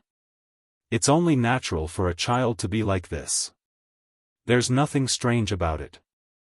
Li Yingqiu looked at his expression and asked hesitantly, the child's mother has never brought outsiders here before. What I mean is, why didn't the child's father and mother come this time?" Yunyang sucked in a deep breath and said, "They went to a faraway place to carry out a mission. I'm afraid they'll only be back after quite some time." Li Yingqiu frowned and said quietly, "I see. They're always so busy." After a pause, she asked again, "May I ask young master's surname?" Yunyang pondered for a moment and said tentatively, "My surname is Feng, which means favorable weather." Li Yingqiu's eyes shone as she said, "The surname Feng is rare indeed. I remember the child's father once said that he had a brother with the same surname." Yunyang smiled and said, "That would be me. Among Big Brother's brothers, only I have the surname Feng."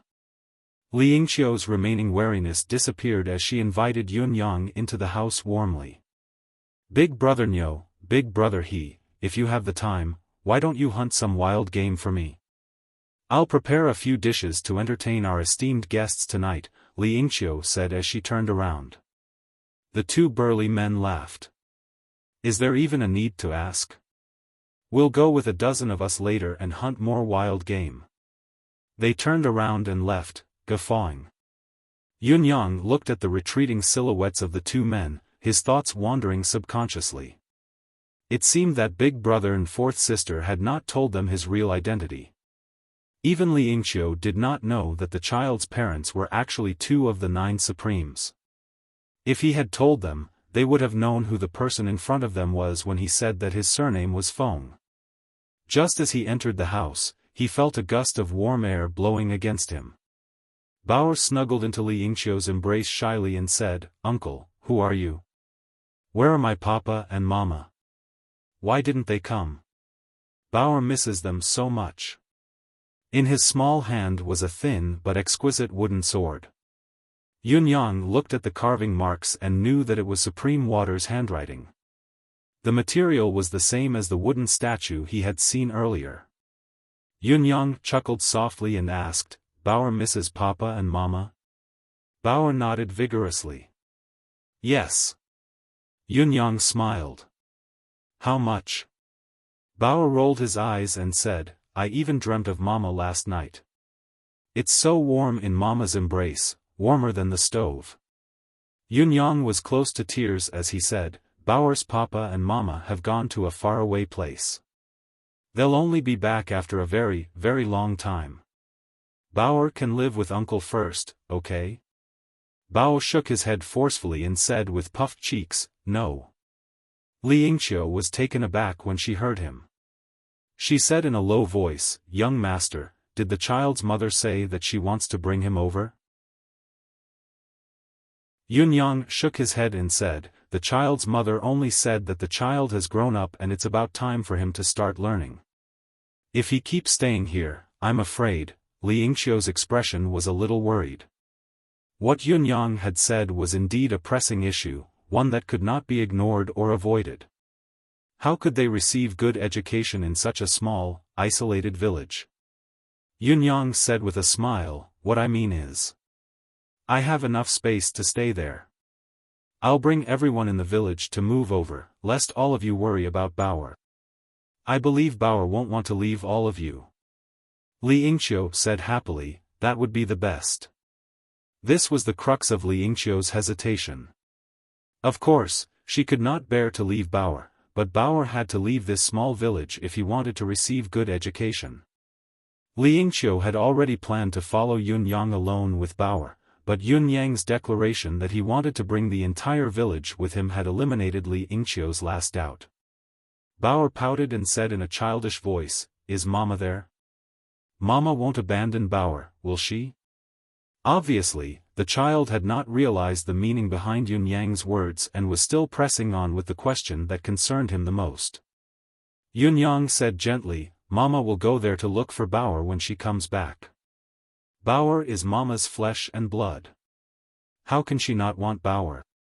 Bauer lowered his head and said unhappily, "But Bauer has dreamed a few times that Mama doesn't want Bauer anymore." They walk in front, no matter how Bauer calls, they don't turn back. There was another update in the afternoon.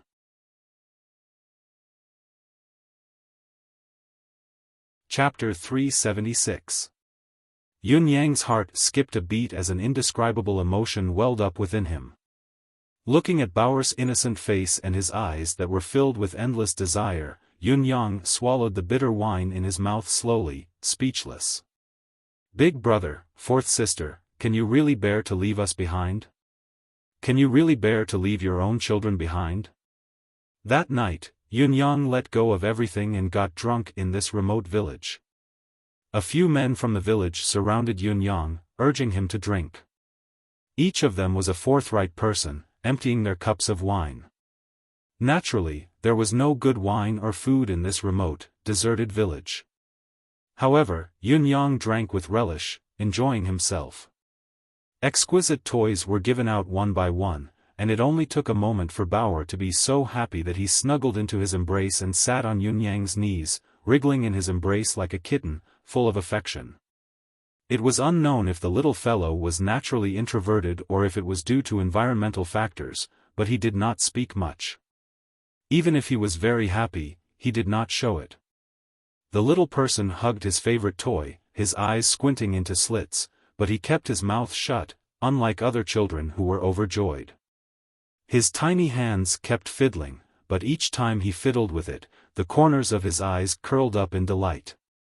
Yun Yang's heart was filled with tenderness as he watched, wishing that he could hold the little person in his embrace for a long time. The next day, Yun Yang walked out of the small village. Bauer held his hand and sent him off reluctantly, carrying a small white kitten in his embrace. It was Whitey 4. Yun Yang had purposely left an eclipse panther for Bauer to protect himself. Of course, everyone thought that it was just an ordinary pet cat. Other than praising Yun Yang for his meticulousness in his actions and the fact that he had brought such a living creature with him after such a long journey, it was truly thoughtful of him. Besides, Yun Yang had also left 5,000 silver taels worth of banknotes. It was not that Yun Yang did not want to keep it, but in such a desolate place, there was nothing he could buy even if he had the money. Showing off his wealth too much would only cause him trouble. Yun Yang did not wish to see this bunch of honest and loyal men fight over a few silver taels. That would be contrary to Yun Yang's intention. It would not be too late to slowly compensate them after the arrangements were made and everyone had moved to Tiantang City to see more of it. "Uncle Feng, will you still come to see Bauer?" Bauer raised her head and asked innocently. I will. I'll come again very soon. When I come again, we'll move into the city together." Yun Yang squatted down and smiled. "There's so much fun to do there. I guarantee that Bauer will like it." Bauer caressed the obedient Whitey 4 in her arms lovingly and said, "Why is it called Whitey 4? Are there 3 more Whiteys in front?" Yun Yang guffawed, "Bauer is so smart. There are really 3 more Whiteys in front of us. When you go to the city, you will see the rest of them." Even when Yun Yang had gone far away, Bauer's lonely body was still looking around at the village entrance, his face was filled with reluctance. Since he was young, no one had treated him so well other than his parents. Everyone in the village, including Li Yingqiu, had treated Bauer like a young master. No one had dared to show him the care and concern of an elder like Yun Yang. Bauer was reluctant, but he dared not ask Yun Yang to stay. Uncle Feng has something important to do. Bauer comforted himself. He'll come to see me with Papa and Mama very soon. Whitey 4, who was in his arms, meowed in the direction Yun Yang had left. Why me? Why not Whitey 2? Why not Whitey 3? Why not Whitey 5? Bauer felt so wronged. Bauer hugged Whitey 4 and caressed it gently, comforting it. Whitey 4, don't worry. When Uncle comes again, we'll go back. You can go wherever you want to play then. Whitey 4 meowed. Bauer said, we'll play together in the future. You can't ignore me. We're good friends, aren't we? Whitey 4 meowed arrogantly and turned its head away, meowing. I'm not interested in coaxing a child, you've agreed. That's great, that's great. Bauer rubbed it excitedly, trying his best to please Whitey 4. Whitey 4 stretched its legs out in grief, thinking, I'm against it, all right? If you don't understand, just say so. Don't make wild guesses. How suffocating. He had finally found Supreme Earth's flesh and blood. Yun Yang finally felt a little more at ease. In spite of this, he still dared not face Bauer's pure gaze, especially when Bauer asked with his head raised, Uncle Feng, when will my Papa and Mama come to see me? How long is very long? Yun Yang felt his soul trembling. When will your Papa and Mama come to see you? I'm sorry, child. The most I can give you is a grandfather who loves you completely and spoils you to the heavens, but your Papa and Mama, I really can't do anything. He left the village. Yun Yang turned into the wind and scouted the surrounding 1,000 miles. He then sat alone on the snow-covered hill, thinking quietly. He only returned when it was dusk. The wind blew in Tiantang City. The old marshal was looking at the map in silence in his study, planning for the war in the east. Suddenly, the wind blew. A silhouette landed in front of him. There was not even a crack in the window, but this figure seemed to have appeared out of thin air, appearing here without any warning. Supreme Wind? The old marshal was pleasantly surprised. You're a rare guest. Why have you come to this old and useless one so suddenly? This honored one has come today to discuss an important matter with old marshal alone. Yun Yang lowered his voice, the voice that spoke was Supreme Wind's usual accent. What is it? The old marshal said happily, as long as it's Lord Supreme Wind's order, this old man will obey it. This was a joke, but it was also the old marshal's true thoughts. Under the black cloak, Supreme Wind's unique voice was as usual as he spoke slowly, Old Marshal is too courteous. It's just that even this honored one is in a dilemma and it's hard for me to make a decision. That's why I've come to consult Old Marshal abruptly. I hope Old Marshal will forgive me for coming in the middle of the night due to the importance of this matter. Qiu Jianhan turned serious upon hearing the old marshal's words. The matter that even Lord Supreme Wind found troublesome and needed someone's help was no trivial matter. While he was feeling solemn, there was also a sense of pride that surged into his heart.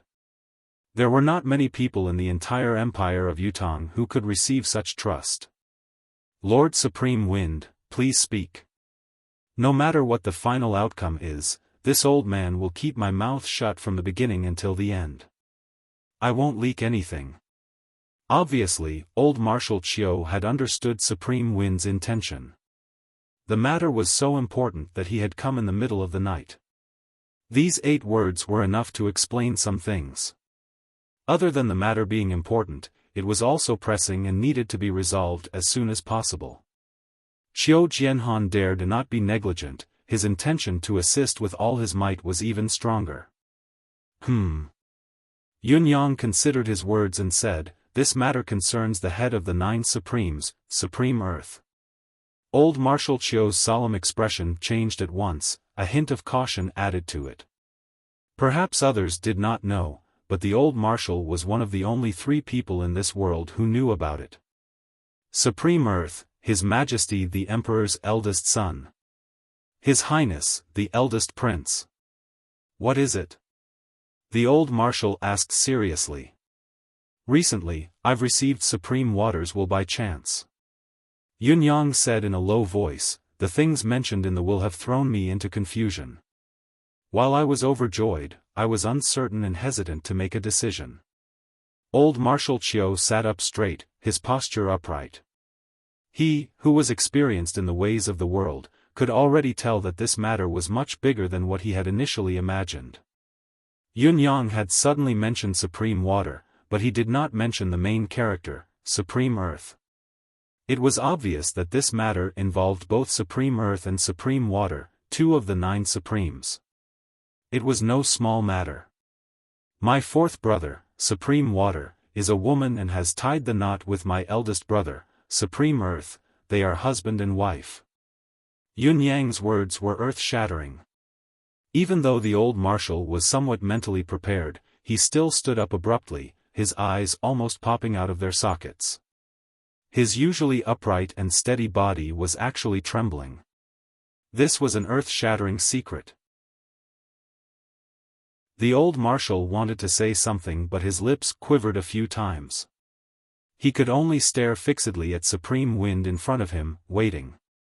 Regarding eldest brother and 4th sister becoming husband and wife, the rest of US brothers didn't know about it. I only found out about it after reading the will. Other than this, I've also found out about something else. Yunyang lowered his voice and enunciated each word clearly, that is, they left a bit of bloodline in this world, a 2.5-year-old boy. Ugh. Ah. Ah. The old marshal felt as if his head had exploded. He stood up with a swoosh, almost unable to believe his own ears. What did you say?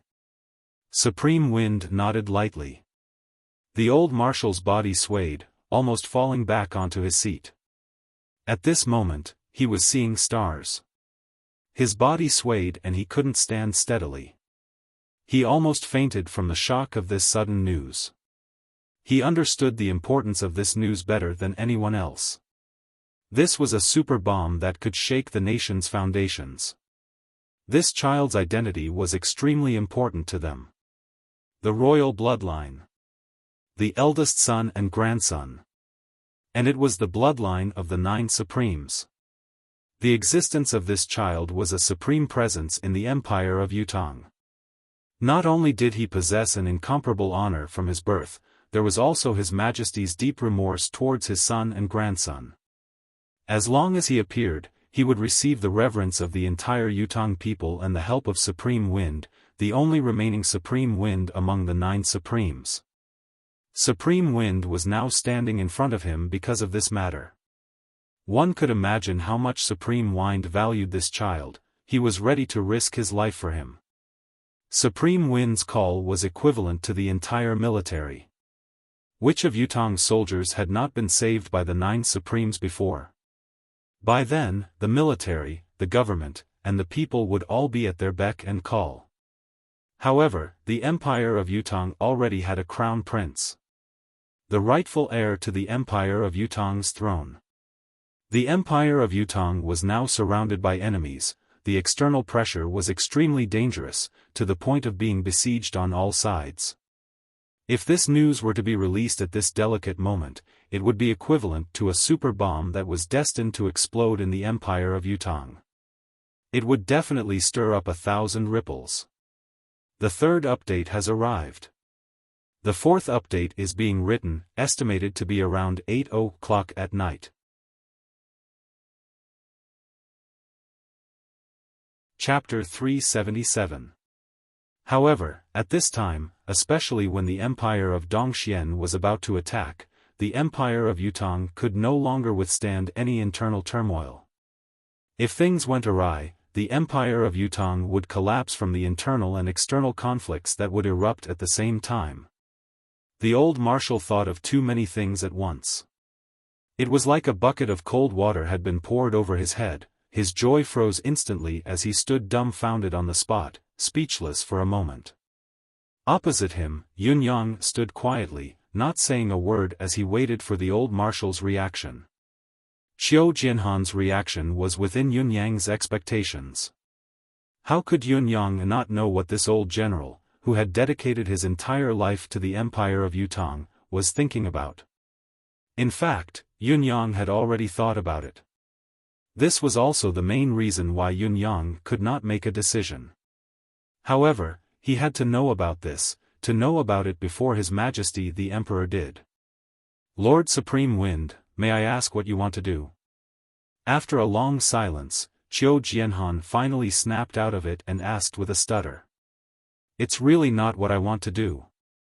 Yunyang said calmly, the name Supreme Earth has given to the child is Yu Qiankuan. The old marshal's body trembled. How could he not understand the deep meaning behind this name? Qiu Jianhan was silent for a moment before he suddenly sighed and said, I want to read that will.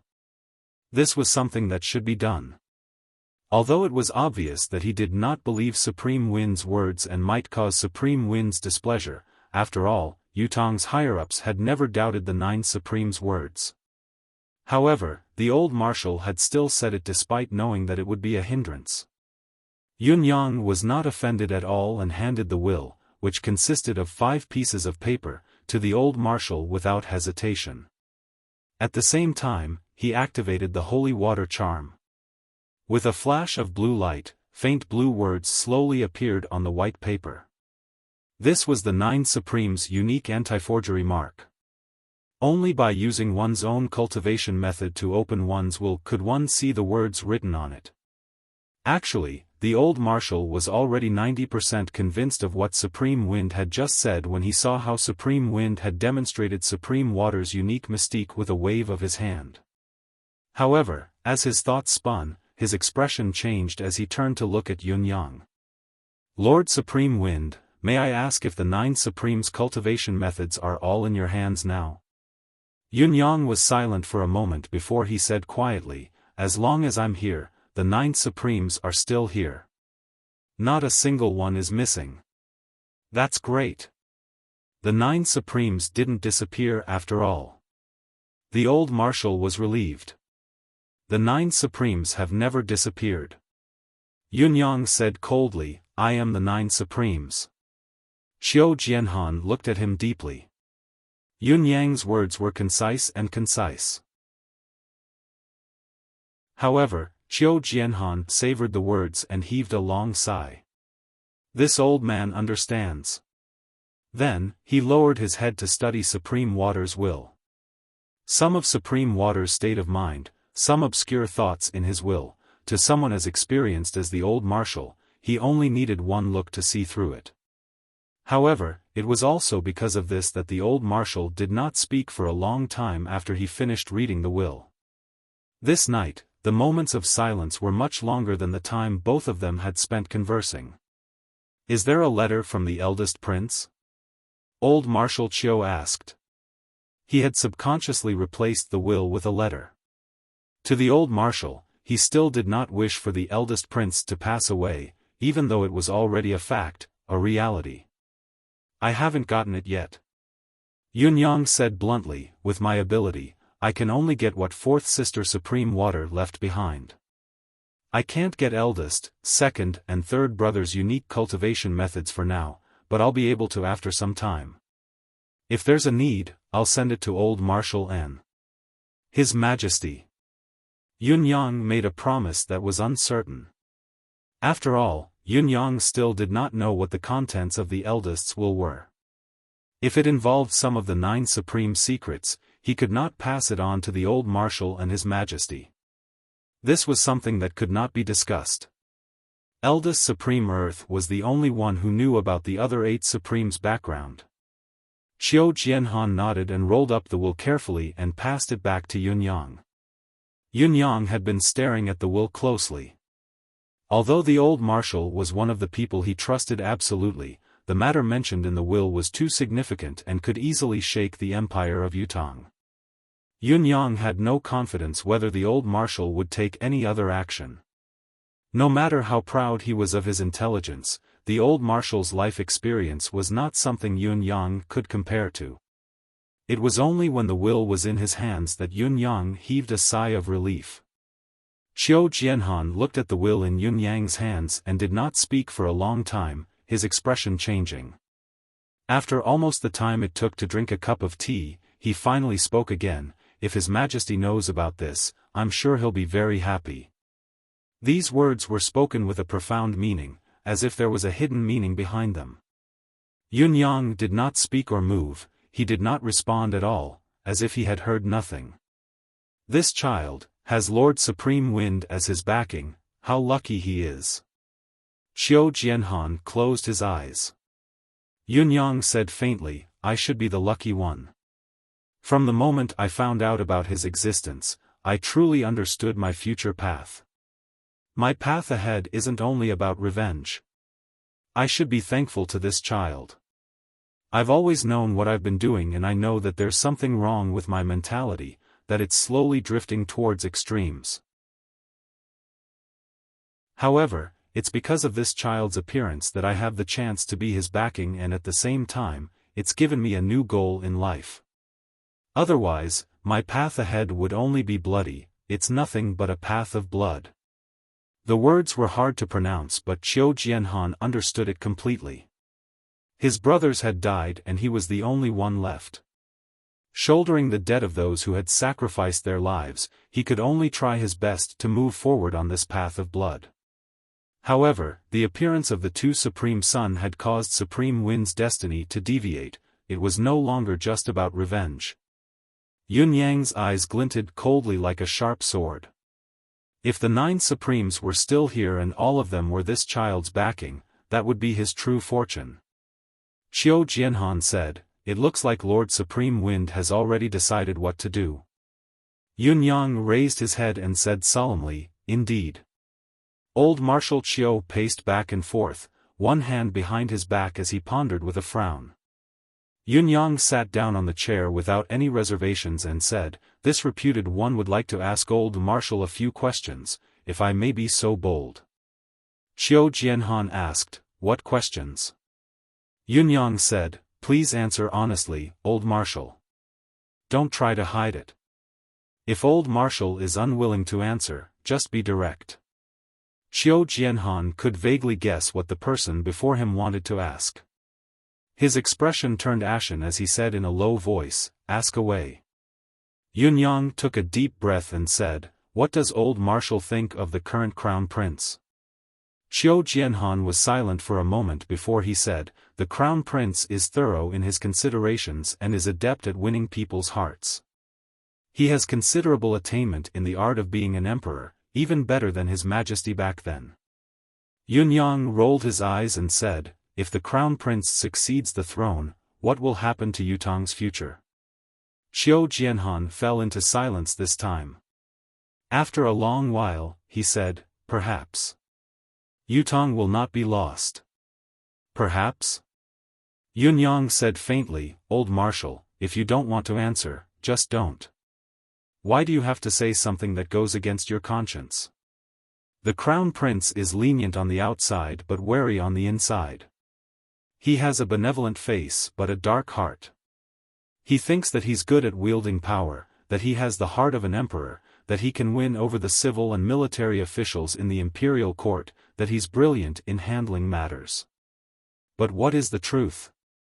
Not to mention how many civil and military officials in the imperial court are truly loyal to him, he's resolute in handling matters.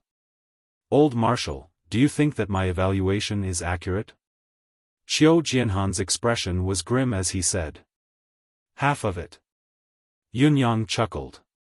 Only half of it?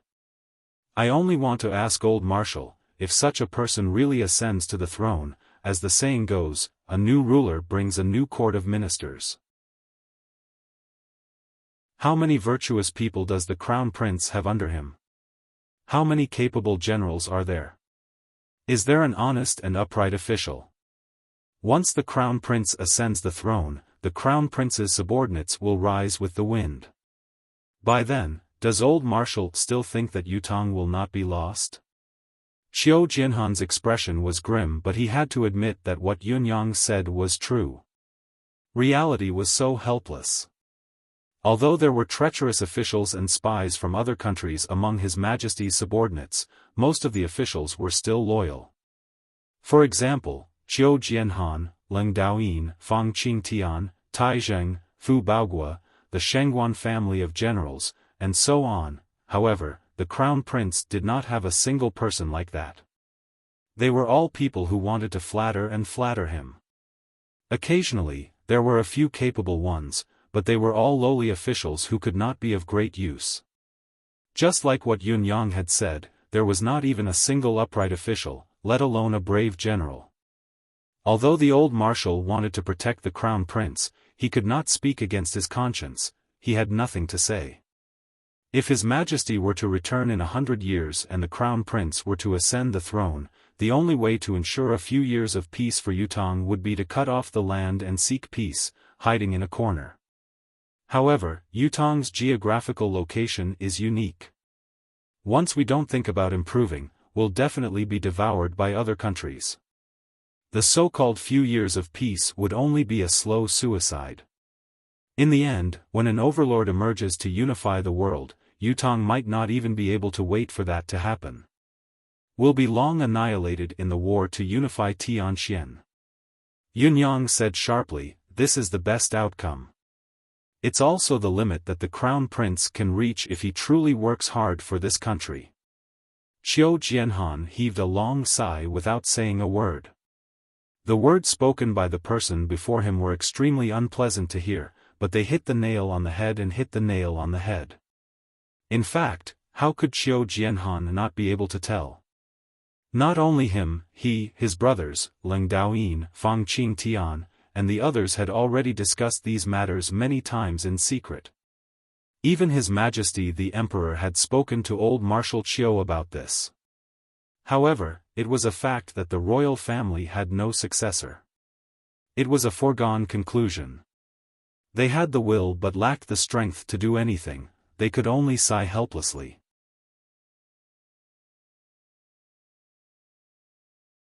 Chapter 378. Old Marshal, what do you think would happen if the third prince were to become the emperor? Yunyang asked immediately. No way. This child is narrow-minded and vengeful. He's especially vicious. Once he's in power, he'll be extremely vicious. If he were to become the emperor, I'm afraid the old officials won't have a good ending. The old marshal spoke without hesitation this time. What about the fourth prince? That's even more impossible. The fourth prince is also a person who will seek revenge for the smallest grievance. Moreover, he is extremely soft and easily swayed by others. What he does most often is to change his mind. A person with this kind of temperament can never be a ruler. What about the fifth prince? Still not enough. This child is incessant in his schemes, blinded in his lust. He doesn't have the demeanor of an emperor at all. What about the sixth prince? Still not enough. Although the sixth prince is only 14 years old now, his personality is obvious. He's brazen and unscrupulous in paving his way to the throne. From the beginning to the end, he doesn't have any plans, only the bravery of a man. It's not worth it. Seventh prince? No way. Still no way. What about the 13th prince? No way. What about the 19th prince? The 19th prince? The 19th prince has just turned 1 month old, all right? Yunyang stopped talking when he reached this point. The old marshal, on the other hand, was like a deflated balloon as he plopped down on the chair, not moving for a long time. After counting like this for a long time, the princes that he had counted were all useless. Forget about conquering the world and conquering the world, they could not even keep Yutong in its corner. Yutong was located in the center of the continent, its geographical position was unique. It was a land that the military would fight for, so how could they be at peace? If they wanted to keep it safe, the difficulty would be even greater than unifying Tianxian. The current state of the continent and Yutong's geographical position have long decided one thing. Yunyang said slowly, Old Marshal should be well aware of this, right? Xiao Jianhan remained silent, but his eyes glinted brilliantly. There are only two possibilities for the Empire of Yutong in the future. Yunyang said decisively, the first possibility is that even if it were a moderate ruler, a ruler who maintained the status quo, the country would still be annihilated, let alone a muddle-headed ruler. As for the second possibility, it would be the emergence of a talented and bold monarch who would unite the world and rule the Tianxian continent. Other than that, there is no third path or third possibility. Yunyang said decisively. Xiao Jianhan sighed wistfully. Although the late emperor was not a man of great talent and strategy, nor did he have the ambition to conquer the world, during his reign, the country's economy was developed. Not only was it safe for the outside world, but it was also prosperous for the inside world year by year. During his reign, he made great efforts to govern the country, sharpened the army, and achieved all kinds of political achievements. He was indeed a wise ruler. Yunyang's voice was slow as he spoke. The late emperor protected and developed a beautiful land, leaving it for the current emperor. That's how the current emperor has built his foundation. As for the current His Majesty, he was like a dragon or a tiger, with great talent and bold vision. He set his sights on the present and had a broad view of the world. The famous officials and generals under his command were full of talents. Even when the five empires came to fight at the same time and there was the Four Seasons Tower's internal strife, he was still able to defend the east and the west, dominate the north and south. The prestige of Yutong's empire still shook the world. However, His Majesty is already 51 years old this year. He has already passed the prime of his life. It is obviously impossible to complete the feat of ruling the world in the hands of the current His Majesty. However, the current His Majesty still has the strength to build an iron wall, to build a team that can conquer the world, and to pass it to a qualified successor. Yunyang said faintly, there is only one condition to be qualified. His successor must be outstanding enough and generous enough to be able to tolerate the team that the current His Majesty has painstakingly left behind to conquer the world, and to be able to control this group of proud generals and soldiers. As for these princes on the table now, Yunyang smiled faintly and enunciated each word clearly, to reach this standard, they are at least as far as the distance between the chair I'm speaking and the sun in the sky. The difference between heaven and earth. Old Marshal Qiu heaved another heavy sigh. The old man realized that other than remaining silent for a long time tonight, he was also sighing. It was as if the sighs of half his lifetime had ended today. Was there anything wrong with what Supreme Wind had said? There was nothing wrong at all. Every outcome that Supreme Wind had mentioned was the same outcome that the old marshal had thought about for many years, to the point where his hair had turned white from thinking about it. It was exactly the same as what he had said. Even if there was a team that could conquer the world, even if there was a talent that could rule the world, even if there was a kingdom that was as solid as an iron bucket, if this family business were to fall into the hands of a prodigal son, how could it end up so easily? Without a strong master, even if the kingdom was as solid as an iron bucket, it would not be as solid as a piece of paper. The team that could conquer the world would be disbanded by an unqualified successor, the talent that could rule the world would be disheartened by a fatuous ruler, the kingdom that was as solid as an iron bucket would be torn apart and unrecognizable under the random torment of the successor. Yutong's imperial court had gone through so many things and could still stand tall. Which one of them was not filled with pride? Which one of them was not brimming with pride? While there was no doubt about the loyalty of such virtuous officials and generals, how could they be controlled by a young emperor who had just ascended to the throne? And such a person, which one of them was not exceptionally sensitive? If the world was at peace, even if the young emperor was really a popinjay, it might not be a big deal if he replaced all these old fellows after ascending to the throne. Even before His Majesty died, he had purged a batch of the original group of people, leaving behind a team that his son could control so that the succession of the throne would be a common occurrence. The most ruthless imperial family could be merciless to their kin, what more their subordinates. However, Yutong was like a piece of juicy meat now, surrounded by enemies from all sides. Coveting from all sides. There were not enough virtuous officials and generals. How could they be so extravagant as to eliminate them for the sake of management and control? How could they do that? A team that could be controlled and a team that could conquer the world were two completely different things. One was in the sky, the other was on the ground. This was already a difference of heaven and earth. The team that the princes could build by then would probably be 2 levels lower than the team that could be controlled. Based on this calculation, the difference between the two was as wide as heaven and earth. Are you determined to do this? The old marshal asked weakly. Can't I do this? Shouldn't I? Yunyang asked in return.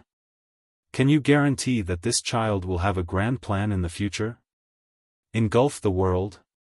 Better than the princes now, better than His Highness the Crown Prince? Xiao Jianhan asked mockingly. I really can't guarantee this.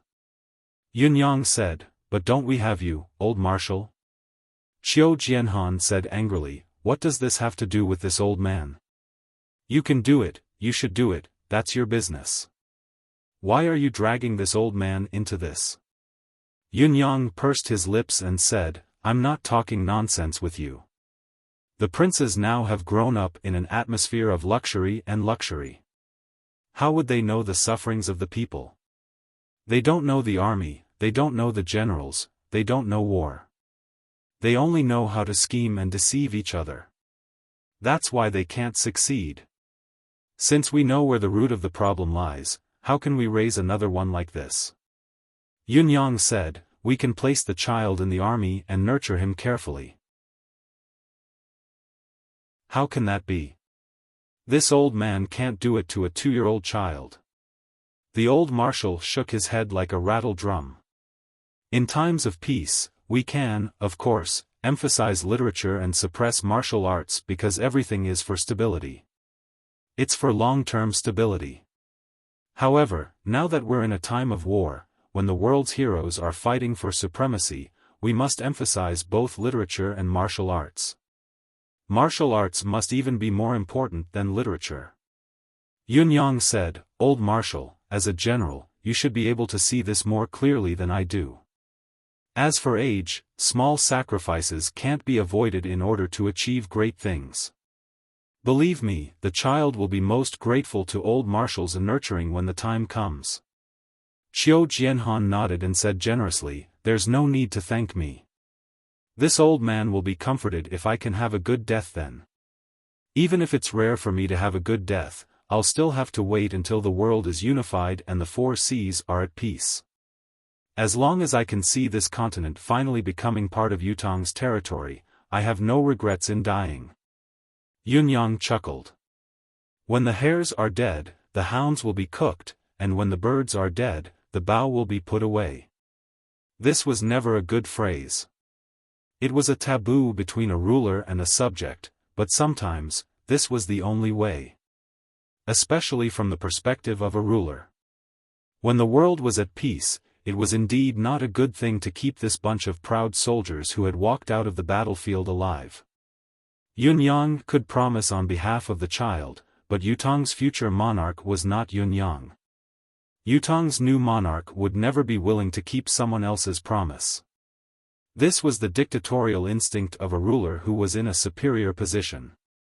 Therefore, Yunyang could only smile without saying a word. Everything would depend on the future development. It was not that there were no brilliant monarchs who could bring peace to the world and pacify the people's hearts, but those were the categories of emperors throughout the ages. How could Yunyang guarantee it? What do you want to do? Surely you have a general direction? Xiao Jianhan looked at Yunyang with an amused gaze. With the general direction set, the old marshal returned to his role as the leader of the capital city's 3 rogues. Yutong's world should belong to the eldest. Even if he's gone now, his son is still here.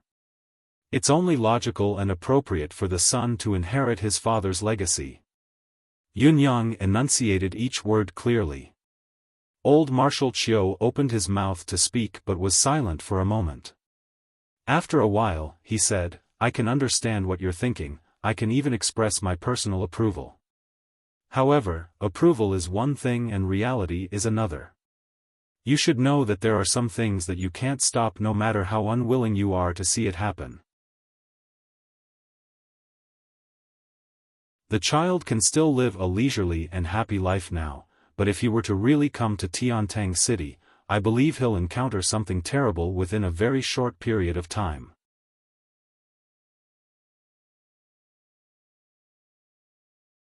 Chapter 379. Xiao Jianhan chuckled dryly. You don't have to worry, but this is a difficult problem for me to deal with. If he were 10 years old and knew how to differentiate between good and evil, it wouldn't be too difficult to deal with even though there are problems. However, a child of only 2.5 years old. Those women in the palace and the people of the royal family, they may only be idiots when it comes to fighting on the battlefield, but when it comes to fighting for power, scheming, and fighting for favor, they are the most ruthless people in the world. Killing in a joking manner, sweet-mouthing, betraying the alliance and being merciless, these are the most common things to do. Qiu Jianhan chuckled humorlessly. This old man isn't willing to talk about this, but if you've decided to hand the child over to me to train and teach, this old man has no choice but to talk about it. Yunyang nodded slowly. This child's existence is a direct threat to all the princes, especially His Highness the Crown Prince, the current emperor. This will undoubtedly infuriate the entire palace. Qiu Jianhan lifted his head to look at Yunyang. The immediate consequence is that all the factions will join hands to deal with him, to target him. They will go all out to target him. Yunyang smiled meaningfully. This is not a problem. Wouldn't it solve the problem once and for all if all the factions were to be wiped out? Qiu Jianhan was stunned. With his decades of experience and knowledge, he could think of at least a dozen effective and constructive answers, but he had never thought of such a plan. Wipe out all the factions? So extreme? One had to know that these factions, their manpower, forces, and even their armies were already a shocking number, even if one were to disregard their combat power. The number was enough to damage Yutong's foundation. How could they be wiped out so easily? Yunyang chuckled softly. I've given you the solution, and the most important message has been conveyed. Yunyang stood up. Old Marshal, I'll leave the rest to you to decide. I'll come back within 2 or 3 days. The old marshal sprung up like his bottom was on fire and said angrily, You're throwing such a huge matter to me and you're leaving just like that? Are you King playing rogue with this old man? Yunyang turned around and said, It's a pleasure to show off in front of an expert. It's a pleasure to play the rogue with the leader of the capital's top 3 rogues, why not? I also feel that this matter is troublesome, but rather than being happy alone, it is better to be happy together. Qiu Jianhan was speechless again. What the *ck, why not? What was there to be happy about? This was clearly an incomparable shock, okay? Where is the child now? Qiu Jianhan asked. Of course, in a very, very safe place, said Yunyang. Qiu Jianhan was speechless. I meant the exact location. This is not something you should know now. Forgive me for not telling you, Yunyang said. The sound of heavy breathing came from behind him. The old man was obviously about to explode from anger. It's important for you to sort out your thoughts and make a decision. There's no need to think too far ahead. It's even more meaningless. I still have something to do, so I'll take my leave first. Yunyang appeared in a flash, turning into a gust of wind right in front of the old marshal, drifting away through the gap of the sealed window. Should we report this matter to His Majesty now? Qiu Jianhan asked immediately. This was actually what the old marshal wanted to know the most, hoping to get a definite answer. After all, His Majesty the Emperor had hoped more than anyone else that the eldest prince could have a descendant. If His Majesty were to know about this news, he would be elated at the most conservative estimate, even dancing with joy. However, what answered him was only the howling of the chilly wind outside the window. It was obvious that Lord Supreme Wind had already left without a trace. This meant that he did not care. I've told you the news. If you want to inform His Majesty the Emperor, go ahead. If you don't want to, don't. Everything is up to you. Bastard. Qiu Jianhan kicked the chair that Lord Supreme Wind had just sat on and glared at the old marshal. Aren't you deliberately tormenting this old man? If Yupeza knew that this old man didn't inform him about his eldest grandson at once, he would definitely make things difficult for this old man. The old marshal was agitated. He actually dared to call His Majesty the Emperor by his name. For a moment, he paced around the study like a headless fly. The more he walked, the more agitated he became. The old marshal was already in a bad mood, and the war ahead had already made him feel as if he was treading on thin ice. Now, another shocking and rare thing had happened.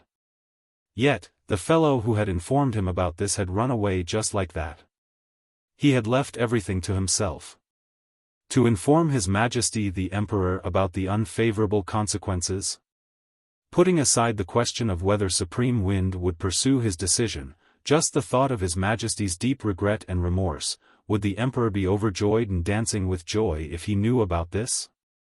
Perhaps not. Old Marshal Qiu shuddered involuntarily, obviously frightened by some of his own thoughts. Not telling His Majesty the Emperor though? Temporarily hiding it? If His Majesty were to find out about it in the future, his punishment would be secondary. Most importantly, this matter would definitely affect His Majesty the Emperor's final plan and decision.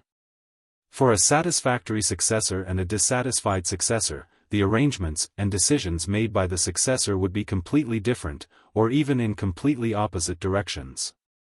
However, this matter should not be delayed. It was better to make a decision early and end it as soon as possible. Then, sigh. No matter how much the old marshal did not want to sigh, he could not help but sigh heavily. He put on his clothes with a dark expression. Just as he was about to walk out, he realized that it was already past midnight. Even if the old man had the authority to enter the palace at this time, he had to be mindful of the consequences, especially the attention of those with ulterior motives. Let's wait until tomorrow morning. Let me think about it carefully. How can I minimize the impact and stimulation? Qiu Jianhan sat in the study, sighing for the entire night. He had not thought of a solution until the morning assembly, causing him to be drowsy throughout the morning assembly. During the morning court session, the Grand Court Assembly began. His Majesty the Emperor was glowing, looking hale and hearty and unusually energetic. Faced with the Empire of Dongxuan's incessant provocations at the border and the various enlistments in Dongxian, all of them indicated that a great war was imminent. Besides, Han Sanhe was obviously forced to the edge of a cliff this time and was in desperate need of a victory to redeem his reputation. He would definitely go all out and would not return without a victory. To the Empire of Yutang, this was undoubtedly a huge test. Fu Baoguo's war report had already arrived in the imperial court. All the civil and military officials in the imperial court were listening to the report quietly. Dongxian has mobilized the entire nation, a fierce battle is inevitable. Dongxuan's troop deployment this time will be of an unprecedented scale. Han Sanhe will go all out in this war due to the pressure. This official can only meet the enemy head-on. However, the war this time is dangerous. This official dare not say that victory is certain. I can only fight with my life on the line. If this war is won, this official may be lucky enough to survive. If not, the day we break through will be the day this official dies. Dongxian is a powerful force. This official does not wish to say anything that would tarnish our army's reputation. I sincerely hope that the nation is prepared. The short letter did not contain any words about asking for help. There were only words of loyalty and passion. Just by reading this letter, one could imagine Fu Baoguo's determination to fight to the death this time. Once the letter was completed, the imperial court was silent for a long time. Even some of the civil officials who usually treated the military generals with disdain were solemn at this moment. The atmosphere now was filled with a sense of heroism. No one, no organization, no force could point fingers at them. They could not be blamed. Reorganize the army and set off at any time. His Majesty the Emperor came to a conclusion quickly and said loudly, Yutong's hundreds of millions of men would rather die in battle than watch the eastern defense be defeated and the battlefront collapse. A few generals stepped forward together. This official requests to be sent to war. This official requests to be sent to war. This official requests to be sent to war. Fu Baoguo is not the only soldier in Yutong's military who will die. This official requests to be sent to war. I dare to die. In the Golden Hall, the crowd was bubbling with passion and passion. It was an unprecedented spectacle. The passionate passion contained in the letter and the courage to die had ignited the passion of all the martial men in the imperial court. For a moment, these generals who had been on the battlefield and had been through hundreds of battles were exhilarated as if they had been injected with adrenaline. Fu Baoguo is not the only good man in Yutong. There are countless men in the empire of Yutong. When have we not fallen behind others? For the country and the people, what harm is there in dying in battle? With this body, I am willing to protect the country and my family, until the day I die. Xiao Jianhan lifted his bewildered eyes to take a look amidst the chaos, wondering, what are these people so worked up about? Why are they all so passionate? Sigh, how should I tell His Majesty about this? I'm so worried. The old marshal was bewitched. His Majesty the Emperor raised his hands and pressed them down gently. The entire hall was silent. Dongxian has mobilized the entire nation to invade. Han Sanhe is personally leading the army and going all out. So what? His Majesty the Emperor looked at them proudly. Yutong has hundreds of millions of hot-blooded men. Good men who aren't afraid of death. Why should we fear any challenge in this world? The entire nation is mobilized to fight Dongxuan's Han Sanhe to the death. To fight Dongxuan's Han Sanhe to the death. The crowd cheered after His Majesty the Emperor, feeling their blood boil uncontrollably for a long time. There was only one person who was in a daze, his mind unfocused. His eyes would stare at the ceiling of the hall sometimes, as if he was sleepwalking. Sometimes, he would lower his head as if he was worried about the nation and its people. Many of them thought it was odd. Why did they not hear the old marshal's roar today? Was he not here? After the court was dismissed, His Majesty left Qiu Jianhan and Leng Daoyin, the two old marshals, to discuss matters alone. His Majesty was obviously preoccupied, not even noticing that Qiu Jianhan had been brought in like a walking corpse. His demeanor was definitely not normal. Leng Daoyin, on the other hand, had been thinking about the war and did not notice it either. Only the eunuchs and guards in the palace had noticed it. Qiu Jianhan seemed to be drifting, following the emperor in a daze. He was like a wooden puppet, brought into the royal study in a daze. The guards dared to bet that old Marshal Qiu had no idea where he was right now.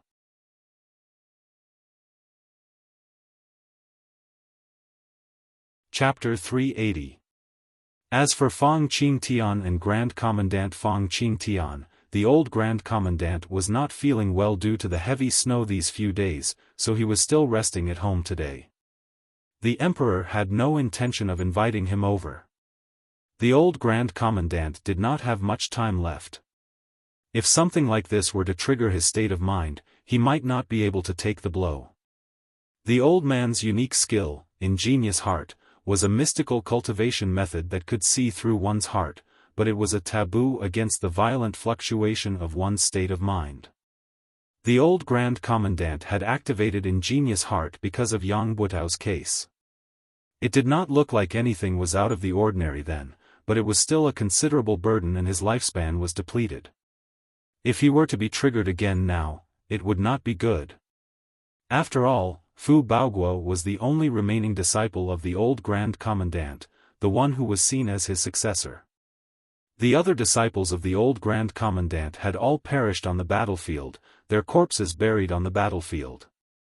If he were to suddenly hear that Fu Baoguo was about to face the all-out attack of Dongxuan's god of war, Han Sanhe, and that something bad had happened to him, Yutong would be in even more dire straits. "How is the battle?" asked His Majesty. When there were only 2 or 3 officials left in the hall, His Majesty no longer acted as if everything was within his grasp. The worry was written all over his face. "This battle is not optimistic." Leng Daoyin sucked in a deep breath and spat out a long white dragon. The weather was too cold. Even though they were in the palace, the hall was too spacious. "Yes, I know that this battle is not optimistic, but why would Dongxian choose this time to attack? He doesn't have absolute benefits to speak of." His Majesty's frown was tight as well. Is it because of the collective attack on Han Sanhe that the old thing went crazy and caused the current situation? His Majesty grumbled, "I really can't figure out what the ruler of Dongxian is thinking. If he really doesn't like Han Sanhe, he could just wipe out his entire family. Why did he have to let this old thing lead the army? It's the middle of winter now, it's a world of ice and snow. Why would he deploy the army at this time? Your Majesty is right. We have the advantage of time compared to Dongxian. The winter season is easy to defend and hard to attack. This is our pure advantage." Leng Daoyin mused with a frown, but this advantage isn't obvious. The eastern defense line is just a newly built pass. It might not be able to withstand the army's relentless assault. This will be the crux of the final victory and defeat of this battle. For now, this will be the crux of victory and defeat. His Majesty frowned. Fu Baoguo has only been there for a little more than a month. His lack of familiarity and stability is also a huge problem. On the other hand, there's no problem with domestic provisions, fodder, and military equipment. Leng Daoyin sighed heavily. In the end, we have the right timing in this battle. As long as the main general can hold his ground and not make any rash moves, this battle will only be a bleak one. He turned to Qiu Jianhan, "Qiu, what do you think?" Daoyin Jian, the Commandant Qiu. Jiu, frown, Jiu he. Leng Daoyin gave him a slap. "Old thing, are you sleepwalking?" Emperor and, to Emperor Commandant Leng Dao. To, Commandant, of Emperor, Leng, and Mon, Emperor and Emperor. His Majesty and Leng Daoyin were stunned. No more internal strife? Where did this sentence come from? Where did this come from? We're talking about foreign aggression, okay? How could you say that out of nowhere? What was going on? What was this old man thinking? Why was he so lost in thought? What are you talking about? You were haunted by a nightmare yesterday and you're still talking in your sleep now? Leng Daoyin frowned in displeasure. Qiu Jianhan opened his eyes in confusion. What? His Majesty held his forehead with one hand and looked like he had a headache. Leng Daoyin was flabbergasted. He would never have thought that the old man would actually be so distracted just now. What are you trying to do? You're actually distracted in such an important inner palace debate? We're talking about the war in the east. Leng Daoyin said weakly, "Why don't you say something, you old thing.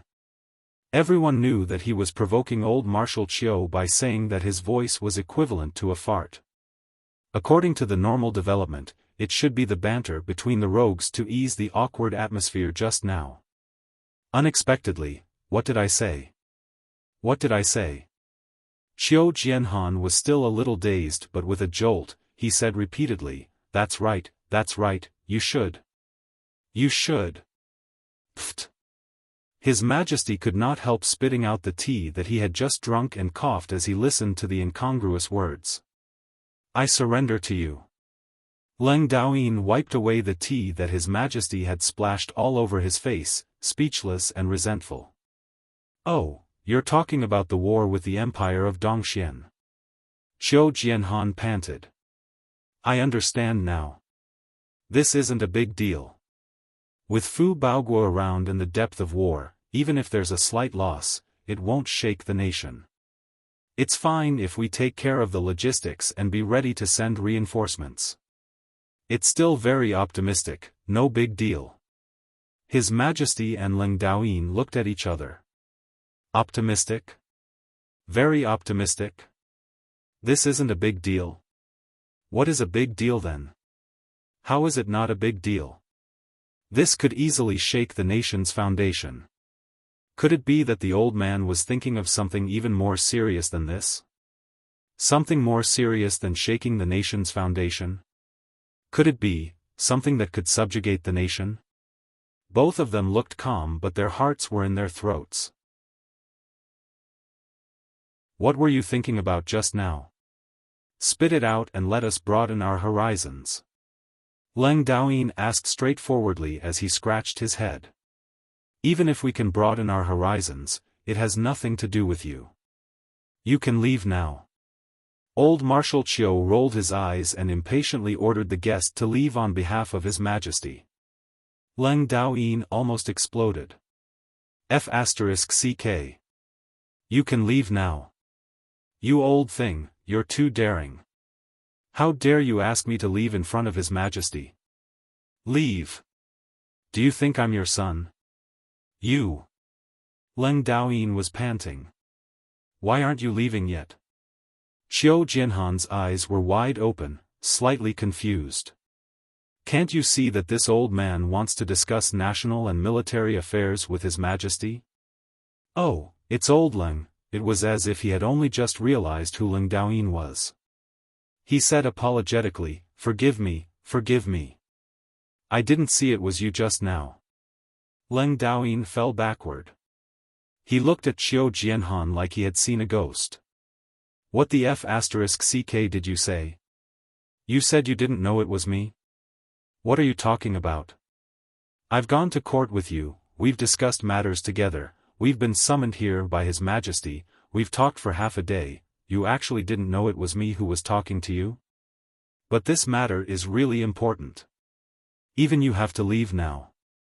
The old marshal patted Leng Daoyin's shoulder apologetically. You better leave now, be serious. Leng Daoyin glared for a good while before he said through gritted teeth, I want to tell you this damned old man, but I don't know if I should say it now. Even I have to leave now. F***ck me. Does your family know you're so arrogant? Isn't your family afraid that you'll be beaten to death if you go out like this? Leng Daoyin felt like he was about to faint. This is too embarrassing. Qiu Jianhan exchanged a look with His Majesty the Emperor. Seeing that old Marshal Qiu had snapped out of his trance, His Majesty the Emperor could not understand the severity of what he had just said. Something that could cause Qiu Jianhan to be so disoriented and distracted was definitely not a trivial matter. Perhaps, it really involved the destruction of the nation? His Majesty the Emperor was startled. He could not care less about the niceties anymore as he said in a low voice, Marshal Leng, please wait outside the hall for a while. If this matter isn't that important, I'll call you in then and we'll beat him up together. This isn't a place where you can act like a rogue. It was unprecedented for His Majesty the Emperor to say so. Leng Daoyin pinched his nose. All right. I'll go down and wait. He glared at Qiu Jianhan and said fiercely, "Old bastard. Just you wait for your old man." Only then did he leave reluctantly. It was only then that he left reluctantly. He had completely forgotten that what he had said just now seemed to have included himself in the scolding as well. What was an old bastard's old man? Wasn't he still a bastard? And an old bastard at that. Leng Daoyin left with a face full of displeasure. His emotions were written all over his face. However, following Marshal Leng's departure, His Majesty the Emperor's expression turned grim. What happened? Why are you acting like this today? Qiu Jianhan had even sent Leng Daoyin away. It was obvious that the matter in his heart was no trivial matter, it was an important one. In Qiu Jianhan's heart, this matter was even more important than the upcoming Eastern Defense War. What could it be? At the thought of this, even the Emperor felt an indescribable sense of nervousness in his heart. He could vaguely feel that the matter that Qiu Jianhan was worried about was related to himself and the royal family, but what could it be exactly? This matter. Old Marshal Qiu was still thinking if he should say it now. Was it right to chase Leng Daoyin out in a hurry just now? Also, and most importantly, what would be the consequences if he really said it? Just as a certain someone was still letting his imagination run wild and deliberating over his words, he suddenly saw His Majesty's gaze. Old Marshal Qiu Jianhan came to a sudden realization. If he were to pull back at the last moment and change the script forcefully, the consequences would be dire. The person in front of him was Yutong's paragon, an existence that could never be teased. It would be fine if he were to play the rogue with him, but if he were to push the matter to a joke now, he would really become a joke. This is what happened. Qiu Jianhan made up his mind. Supreme Wind came to my house last night and told me something important. This matter has kept me up all night, I don't know what to do.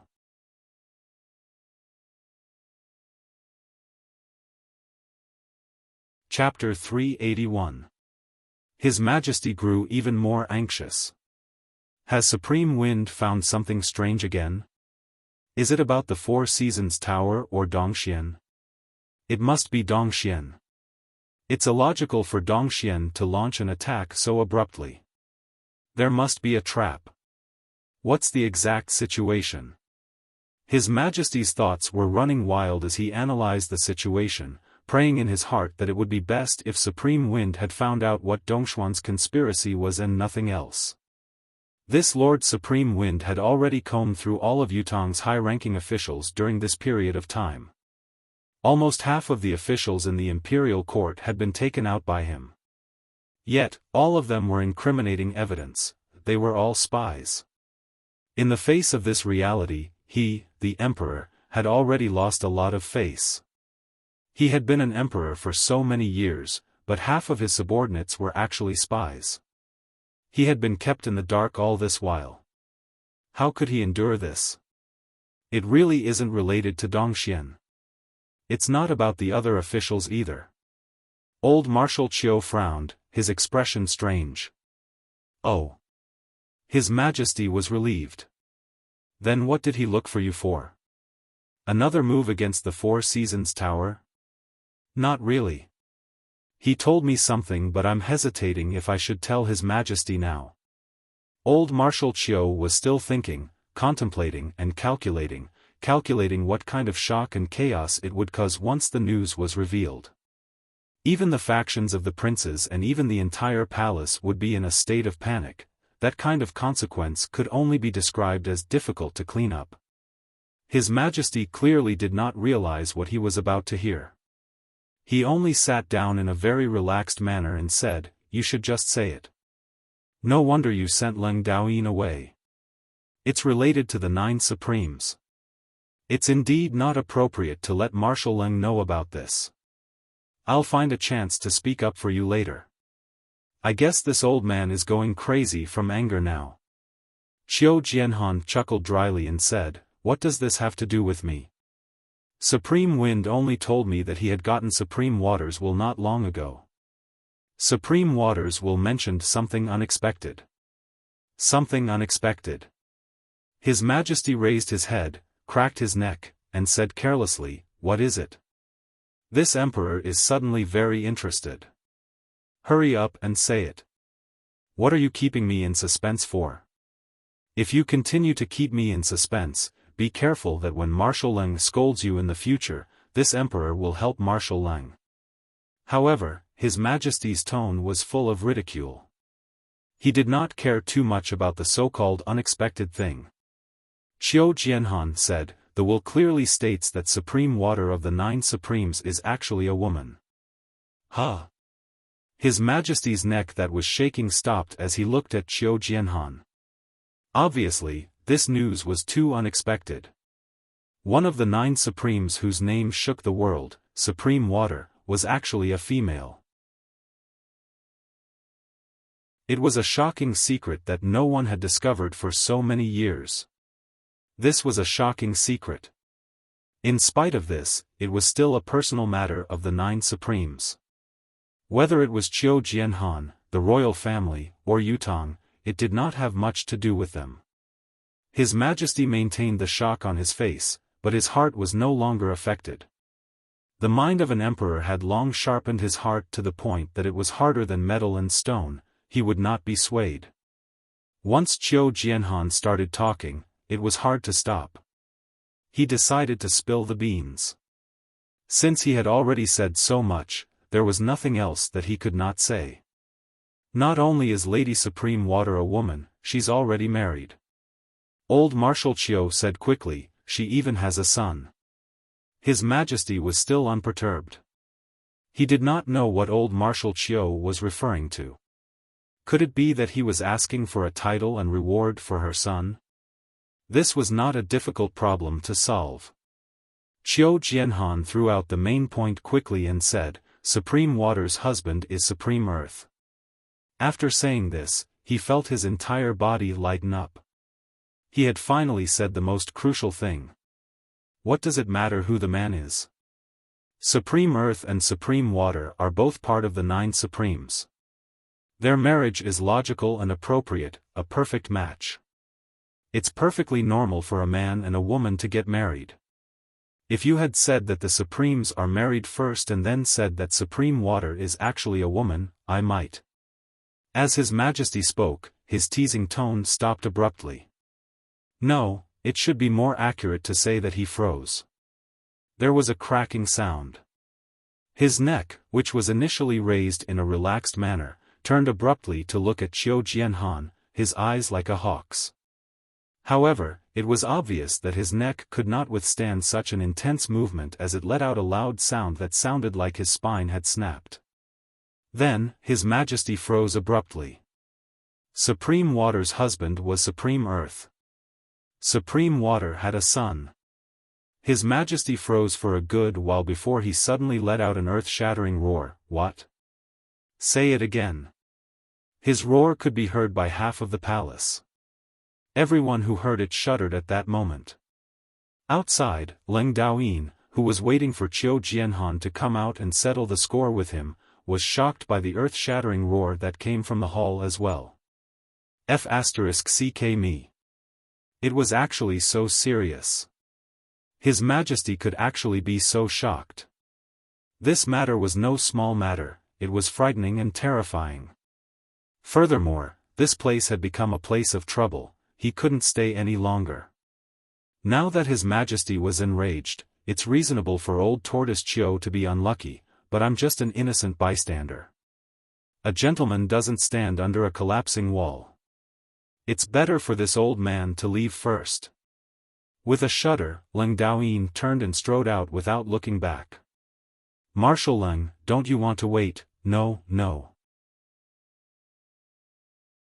This old man suddenly remembered that I have some matters to attend to at home. I'll leave first, I suddenly have a stomachache. I'm not feeling well, maybe. Leng Daoyin disappeared in a flash. Wait? Wait to be implicated in the disaster? Even if I don't, I'm not willing to be scolded right in the face.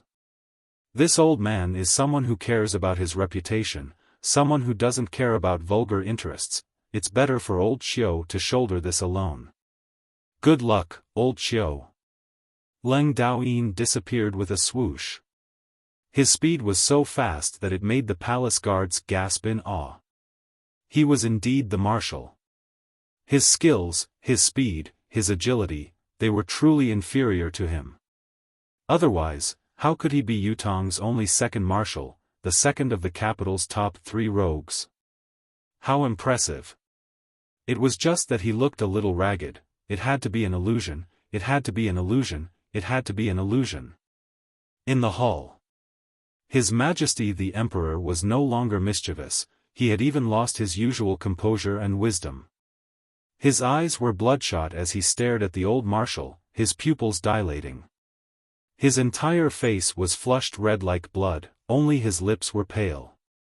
His body, which had regained its stability after being cured of the poison, was trembling even though he was still sitting upright. He was like a fallen leaf drifting in the wind. His Majesty's gaze on the old marshal was focused and filled with urgency, clearly wanting a definite answer. Old Marshal Qiu nodded solemnly and said, "Your Majesty, you didn't hear wrongly. It is indeed Supreme Earth of the 9 Supremes. The eldest, the union with Supreme Water. They became husband and wife and they gave birth to a son together. Now, this little boy is already 2.5 years old. Supreme Earth. The union of Supreme Earth and Supreme Water. Giving birth to a son. Son. 2.5 years old. 2.5 years old. These words were like thunderclaps ringing in the Emperor's ears, making him dizzy and unable to distinguish between north, south, east, and west. He could only hear his own rapid breaths that sounded like bellows. His Majesty's chest was filled with the sound of breathing. His Majesty grabbed the armrest of the throne uncontrollably. The strength he exerted was so great that the sturdy throne was left with a handprint. It was confirmed. There was. At this moment, His Majesty did not even know what he was feeling. He felt his mind go blank while the world before him exploded in a riot of colors. After a long while, when the explosion of colors had passed, His Majesty finally caught his breath.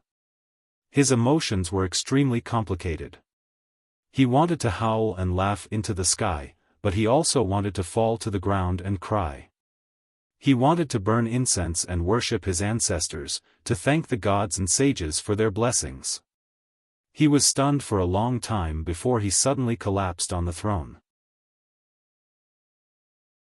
His normal sitting posture was gone as he slumped like a puddle of mud. "Is this, my grandson?" His Majesty's eyes were wide open. "The eldest son's grandson?" "Your Majesty, please be careful with your words." Xiao Jianhan was shocked. "This old official has been contemplating whether to tell your Majesty about this. I was afraid that your Majesty would stir up too much of a commotion and cause chaos within Yutong." This, His Majesty did not look like an emperor who ruled over the world at this moment. Instead, he looked more like an ordinary old man. An old man who had gradually given up on his son's safe return had unexpectedly learned that his son still had a descendant. A 2.5-year-old boy. He had a grandson now. He had thought that all his hopes had been dashed, but he did not expect God to still leave a little consolation for him. "God has been kind to me. God has been kind to the Yu royalty." His Majesty sat there quietly, his face covered with tears. Where is the child now? His Majesty, who had been like a puppet, suddenly sprung up in a frenzy and grabbed Xiao Jianhan's robe. "I don't know." Old Marshal Qiu was shocked. "You don't know? You say you don't know?" These 3 words ignited His Majesty's rage. The rage rose so abruptly that it could almost burn the entire palace. "You came to tell me this news, but when you're here, you're telling me that you don't know where the child is now?" His Majesty let out a choked roar, tears spilling from his eyes as the palace shook. "Xiao Jianhan. You are committing the crime of deceiving the emperor.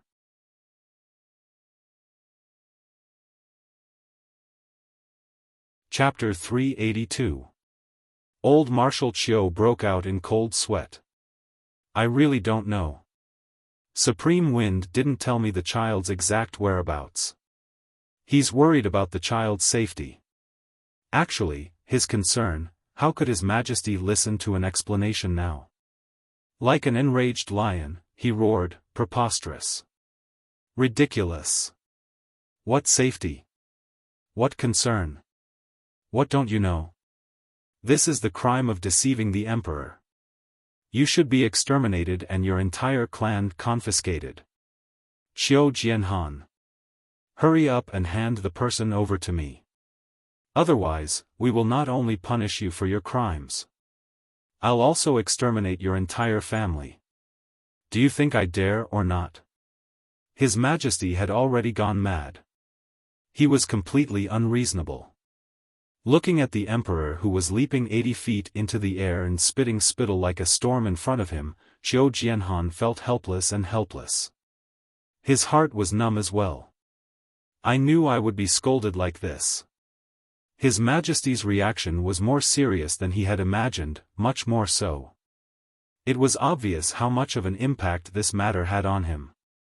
I'm here to tell you that you have a grandson, that your grandson is still alive, but you actually want to punish me for deceiving the emperor. You actually want to exterminate my entire family. I was wondering if you dare or not. Why don't you say you should or shouldn't? Not only was the old marshal fuming, he was also aggrieved, very aggrieved. In spite of this, His Majesty was obviously agitated by the news. He was hopping mad and hysterical. Only God knew how much His Majesty had hoped for this news to come true. He had always thought that it was his own wishful thinking, a tiny hope in his heart. He had even thought that it would never happen. His son had put all his energy into the 9 Supremes. How could he have the chance to start a family, get married and have children? If he had a choice, how could he have given up his position as the eldest prince and crown prince? You can't have your cake and eat it too.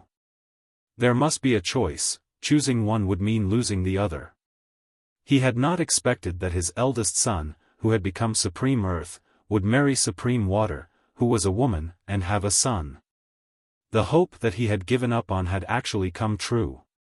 His eldest son. His Majesty felt like his blood was boiling.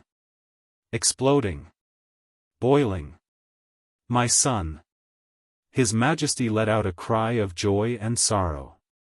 He felt that he owed a lot to his eldest son. Every night, he would still think of him in his dreams. He still shed tears for him. But in the end, he still left behind a trace of his bloodline. It gave him a chance to make up for it. His Majesty's emotions were so complicated that he was almost heartbroken. Your Majesty. The old marshal was a little worried and comforted him. Please don't be impatient about this matter. We can't rush it. Since Supreme Wind has chosen to speak about this, he won't keep it back. He'll be exposed sooner or later. Why rush it? Besides, this isn't the right time. His Majesty was still unusually irritated. He walked back and forth without a care for his manners, like a lion trapped in an iron cage. Of course I understand your reasoning, but I really can't wait a moment longer. I want to see that child now. For His Majesty, this was an unbearable torture. He knew the news, but he couldn't see the person in person. That feeling was really like a kitten scratching at his heart. It was literally hundreds of claws scratching at his heart. Old bastard. Are you purposely tormenting me today? His Majesty glared at Xiao Jianhan in exasperation. Not only can I not see him, I don't even know where exactly he is. I don't even know when he'll be sent over to meet me. Are you going to let me wait like this? Do you think I'll be in a good mood? Xiao Jianhan sighed inwardly. How could he not know that this fellow was about to lose his temper and vent his anger on him?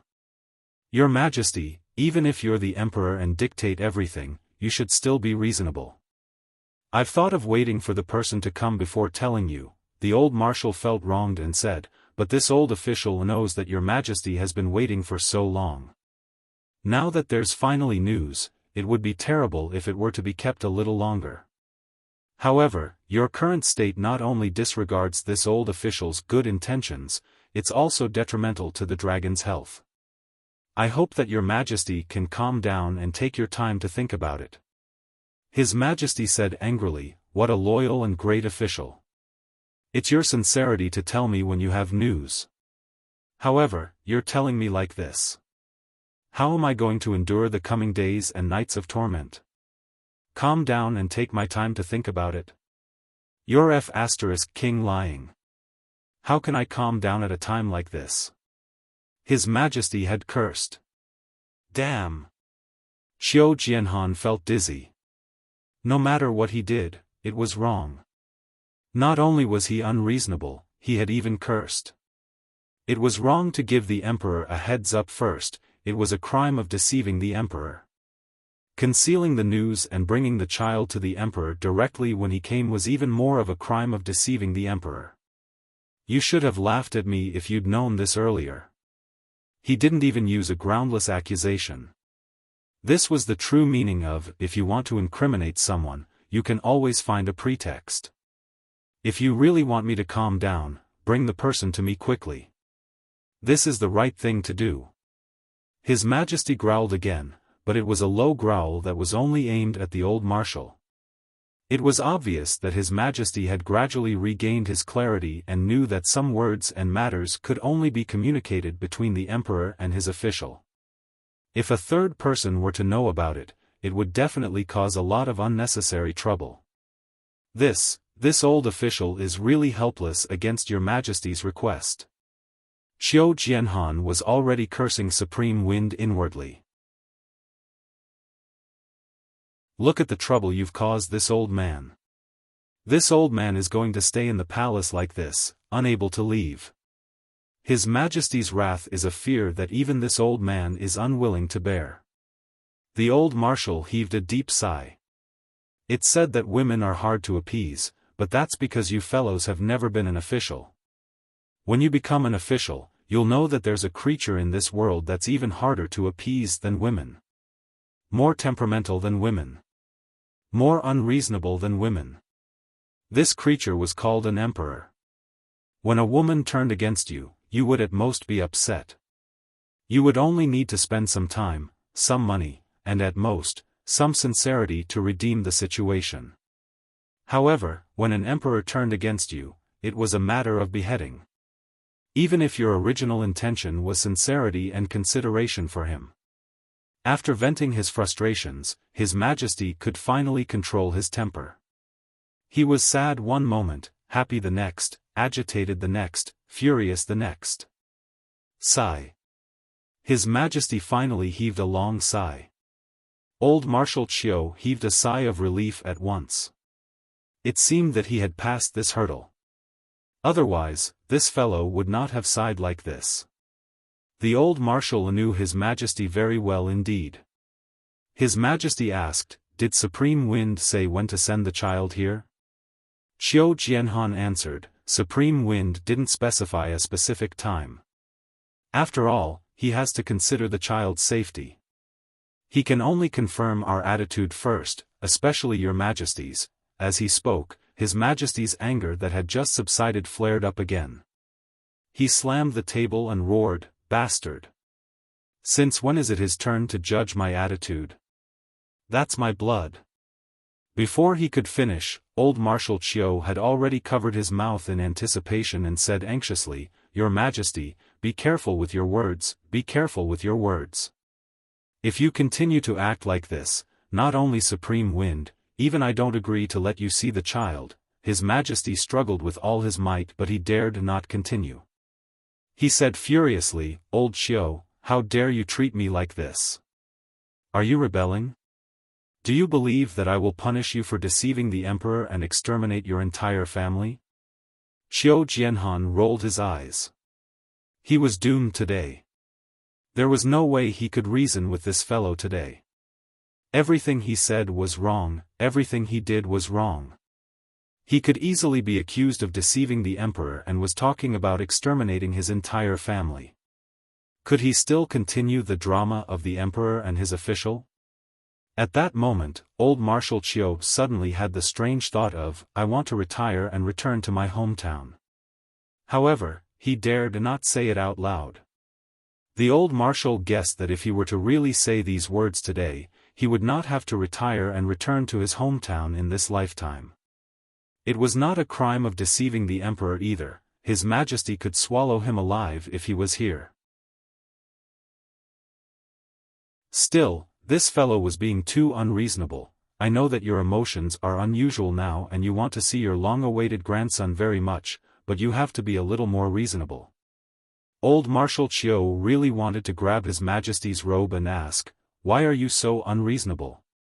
Are you a woman? Why are you so unreasonable? Are you a woman?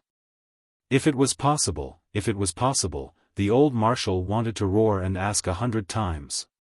100 times. His Majesty paced back and forth in the royal study with an excited expression on his face.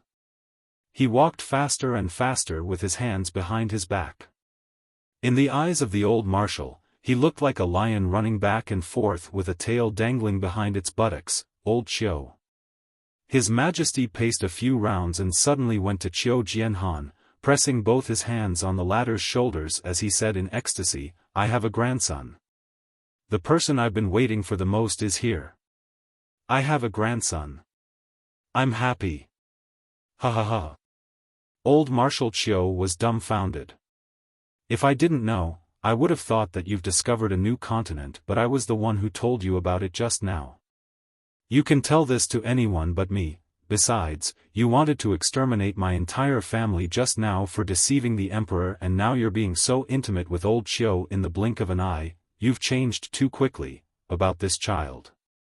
Qiu Jianhan suddenly recalled something as he spoke. His Majesty did not seem to doubt the authenticity of this matter from the beginning to the end. He did not doubt the authenticity of this matter at all. He had just spoken and the emperor had accepted it immediately. It was a step further than simply believing it. What happened to the scheming of an emperor? What happened to not completely trusting anyone? Has your Majesty never doubted the authenticity of this? Qiu Jianhan asked in slight surprise. I don't, not even a little. His Majesty snorted and said in disdain, firstly, I believe in supreme wind. Secondly, I believe that my eldest son will definitely leave me a surprise. Thirdly, don't I still have you?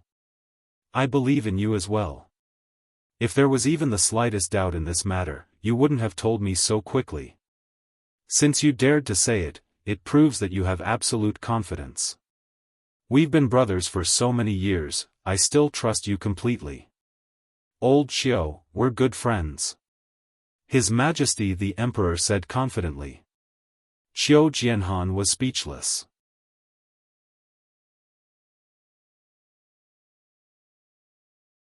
Chapter 383. His Majesty chuckled. Therefore, I don't doubt the veracity of this matter at all. There's no doubt about it, no doubt about it. Qiu Jianhan sighed, feeling a surge of warmth in his heart. There was no one else who had such trust between an emperor and his official. A gentleman would die for his bosom friend, it was nothing more than that. However, about this child who has suddenly appeared. Old Marshal Qiu had thought about this for 100 times before he finally mustered his courage to ask, what do you plan to do, Your Majesty? You should know what you'll face once this child appears in front of the world, what he'll face, and what the Empire of Yutang will face. His Majesty's expression slowly became solemn. He took 2 more steps before slowly walking to the chair and sitting down. His fingers gently tapped on the surface of the table, his brows tightly furrowed. Old Marshal Qiu's heart skipped a beat. He had to ask this question. He had to pry open the veil. What did His Majesty want to do? How could he go about it? Would his thoughts be the same as supreme winds? The old marshal felt a sense of foreboding. Old Xiao, what do you think of the Crown Prince? His Majesty turned around and asked seriously. Old Marshal Xiao was petrified. Why don't all of you ask the same question? The old marshal's heart skipped a beat. If the final choice is the same for all of you, then it'll be interesting. He could answer this question directly when he was facing Supreme Wind and could not avoid responding to Supreme Wind's truth, but now that he was facing His Majesty, he had to answer this question in a different manner. I don't know about your Majesty's question. Old Marshal Qiu tossed the question back carefully, trying to control the expression on his face. Why don't you tell me about the other princes other than the Crown Prince first? Are there any who are more promising? His Majesty asked.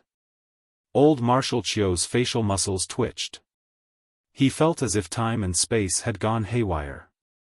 Supreme Wind had returned to sitting in front of him to ask questions. Perhaps, he had returned to the moment when he had asked Supreme Wind the question? His Majesty obviously did not need his reply like Supreme Wind. He stood up with his arms behind his back and said in a low voice, I know it's not convenient for you to reply. How could I not know that among all my princes, there's no one who can support Yutong? If I can only choose between them, I can say right now that Yutong will fall apart in an extremely short amount of time after my 100 years. Maybe this speed will be even faster, maybe a year and a half, or maybe 3 to 5 months. Among these sons of mine, it would be difficult to pick out a king who could preserve the legacy. As for those who are truly talented and overbearing, those who can conquer the world, they might have to reincarnate 3 to 5 more times before they have the chance to do it. However, the current world is not something that can be defended by a single emperor.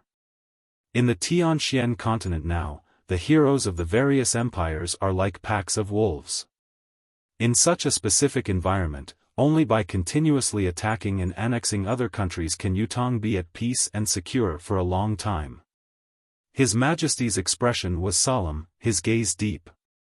I can guarantee that in my lifetime, the Emperor and his officials will get along well with each other, the generals and soldiers will serve with their lives, and Yutong will be safe and secure.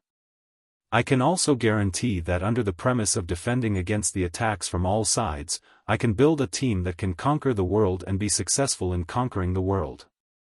However, I have a clearer understanding that before this team can be fully formed, I will most probably be gone. His Majesty extended a hand and stopped the old marshal's words of consolation. If my future successor is only a king who can preserve the legacy, not only will this team be useless to him, it will be harmful instead. If it's a fatuous emperor, this team will suffer even more. Whether it's the team devouring the fatuous emperor, or the fatuous emperor devouring the team, in the end, it's only himself who will destroy himself. There's no benefit to Yutong, no benefit at all. Old Marshal Qiu listened quietly, dumbfounded. The meaning behind his words was basically the same as what Supreme Wind had said. It was only the choice of words that differed. Perhaps, one of them was from the perspective of an outsider while the other was from his own point of view. However, if my successor, the next monarch of Yutong, is a monarch of great talent, wisdom, breadth of mind, and grandeur, then he can use the team that I've built to advance further. He can walk out from the empire of Yutong, embark on the path of conquering the world, and reign over Tianxian. His Majesty's gaze was glistening. Furthermore, within the 20 years of this monarch's reign, there's a great hope to unite the world and reign over Tianxian. To complete the foundation of Yutong's great cause. That's the greatest wish of the empire of Yutong's royal family, a wish that hasn't been fulfilled until now. But this wish of mine is something that these sons of mine who are standing here right now will never be able to achieve. If they were to inherit the throne, not only would this wish come to naught, even the Yu bloodline would be severed, let alone the empire's ambition. His Majesty looked straight at Qiu Jianhan. However, old Marshal Qiu dared not meet His Majesty's gaze, only turning his head away. My eldest prince is such a monarch. I was once the most ideal successor. There was pain in His Majesty's voice. It's a pity that the world is unpredictable, fate makes fools of us. He paused for a moment, raising his head and closing his eyes. After a long, long time, he opened his eyes slowly. I feel a great deal of guilt towards my eldest son. I owe him. Qiu Jianhan felt his scalp tingle. It seemed that the choice was the same. The decision was the same. Since I owe my son, of course, I'll find a way to make it up to him. Everything that should belong to him, I'll pass it to his son, the only one who's qualified to inherit everything. His Majesty's voice was heavy, but his tone was resolute and unquestionable. For a moment, Qiu Jianhan felt his thoughts explode, floating in the starry sky. Vaguely, he could hear his own voice saying weakly, "But this child is only 2.5 years old." His Majesty's voice was like a heavy hammer that seemed to come from the farthest place, but each word was clear. This age is good. This period of time can be used to compensate the eldest prince for what he has done. Secondly, it can be considered as my last effort for Yutong and the Yu bloodline. Although I don't have the time to groom a second successor, it won't be a problem to hold on for another 20 years. As long as he can grow into the successor that I hope for in these 20 years, everything will be worth it. That child's existence is a gift from heaven to me, to the Yu royalty, to Yutong and the world. It's another future, a bright future with no limit. God bless Yutong, God bless the Yu clan, God bless me, allowing me to have the chance to make up for my biggest regret. Qiu Jianhan realized that he had nothing to say now. The emperor of an empire had always been a loner, he was the only one who could make decisions. Once he had decided on something, he would not change it, he would not allow anyone else to comment on it, let alone interfere with it. Anyone who disobeyed would be touching the dragon's reverse scale, he would not rest until he was dead. After a long, long time, Qiu Jianhan murmured, "Your Majesty, this old official can understand your choice rationally, but emotionally, isn't it too cruel?" "It's too cruel," His Majesty said in a deep voice. "How could I not know that this choice and this method are too cruel to my princes? But this is the only choice that suits me the best. Moreover, this is the only choice that suits the best interests of the billions of people in this empire. Most importantly, this is the only choice that Empire of Yutong has hope, the hope that it won't perish." As he spoke, Qiu Jianhan could only sigh in silence. Just like what His Majesty had said, other than conforming to the people's interests and His Majesty's wishes, this was also the most hopeful and opportune choice. The most prominent feature was the 9 Supremes. The bloodline of the 9 Supremes represented too many bargaining chips. There was something that His Majesty did not say out loud but old Marshal Qiu understood. If this child did not exist, nothing mattered. Supreme Wind, the only surviving member of the 9 Supremes, would still assist the Empire of Yutong with all his might, he would still help as always. Now, however, there was this child. Not only was this child of royal blood, he was also the son of the 2 Supremes. What choice would Supreme Wind make because of this connection was worth pondering. If the current crown prince or any of the other princes were to ascend to the throne, one could easily imagine what these people would do to the bloodline of the 9 Supremes based on their mentality. Then, would Lord Supreme Wind tolerate such a superior, such a new emperor of Yutong? That was completely impossible. Whether it was His Majesty or old Marshal Qiu, they had naturally come to the same conclusion after calculating it with their own hearts.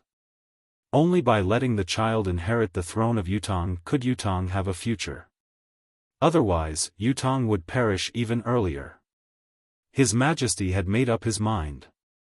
Even his mood seemed to relax as he said in a low voice, "Old Qiu, do you think that with our ability and foundation, the successor that you, I, and Supreme Wind have taught together, we are not qualified to be the future world's hegemon? Just thinking about this sense of accomplishment makes me indescribably excited." Qiu Jianhan smiled bitterly. The old marshal really did not understand where His Majesty's confidence came from. Could such a world's hegemon be taught so easily?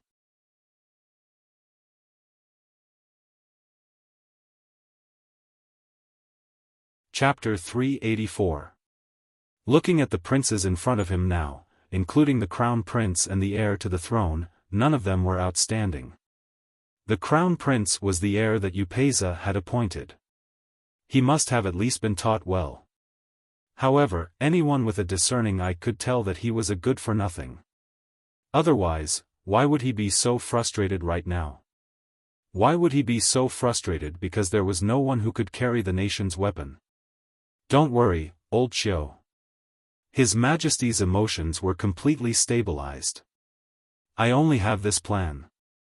I won't act rashly for now. At least, I won't make any drastic changes in the short term. Even if I've made up my mind and the plan is feasible, I'll still need to observe for a while more. This period of time will be at least a few years. Whether or not the child can bear the heavy responsibility, I can tell when he's 6 or 7 years old. If it's impossible, I won't be stubborn. His Majesty joked, I'm not a fatuous ruler who knows nothing. Old Marshal Qiu nodded. This was the truth. If you were a fatuous ruler, your father would have stopped serving you long ago. You wouldn't have the chance to accuse me of deceiving you and your family. I'll pretend that I don't know about this and wait patiently. His Majesty said softly, I'll wait patiently for the day my grandson comes to me. I must take a good look at how handsome my grandson is. Is he the same as his father? Smart, handsome, obedient, filial, wise, strong, wise, decisive, bold, and fearless? His Majesty's gaze was filled with bitterness and tenderness. He slowly turned around and looked at the portrait of the great prince behind him. He mumbled, Child, father. I miss you so much that I can't sleep. If your heroic spirit is not in darkness, why don't you come to father's dream to meet me? The eldest prince in the portrait was all smiles as he looked at his father from afar, full of kindness. Old Marshal Qiu felt a sudden pang in his heart, as if he could feel His Majesty's state of mind. At this moment, the old marshal made a vow. If the eldest prince's son could be nurtured, he would entrust the rest of his old life to him. He wanted to see if he could really groom a hero who could dominate the profound sky continent. When Yunyang returned to the tower to Heaven Inn, he bumped into Lei Dongtian, who was clamoring to leave. Lei Dongtian had already recovered 30% of his ability. Bai Shue, the only one who could stop him, did not have a good impression of Lei Dongtian and did not want to stop him at all. As for the others, they were powerless to stop him. After all, 30% of Lei Dongtian's ability was at the 3rd or 4th heaven of the heaven realm. Even a 10th perfection cultivator would not be his match. Fortunately, Yunyang had returned amidst the chaos. Brother, you are back at the right time. Lei Dongtian was overjoyed. I have had enough of this. It is too uncomfortable to hide like a turtle every day. I plan to return to the family and gather my forces to annihilate the Four Seasons Tower to vent my anger. Yunyang was stunned. Brother Lei, it's not that I don't want you to leave now. It's just that it's too dangerous for you to leave now. It's impossible for the Four Seasons Tower to give up on you. If you go out now, it's like a lamb walking into a tiger's mouth. It's half fate and half luck that this young brother could save you previously. It's hard to replicate. If there's another mistake, it'll be too late for regrets. Yunyang's words were sincere. Although he was not courteous, what he said was the truth. Lei Dongtian understood, but he still said confidently, Don't worry, Brother Yun.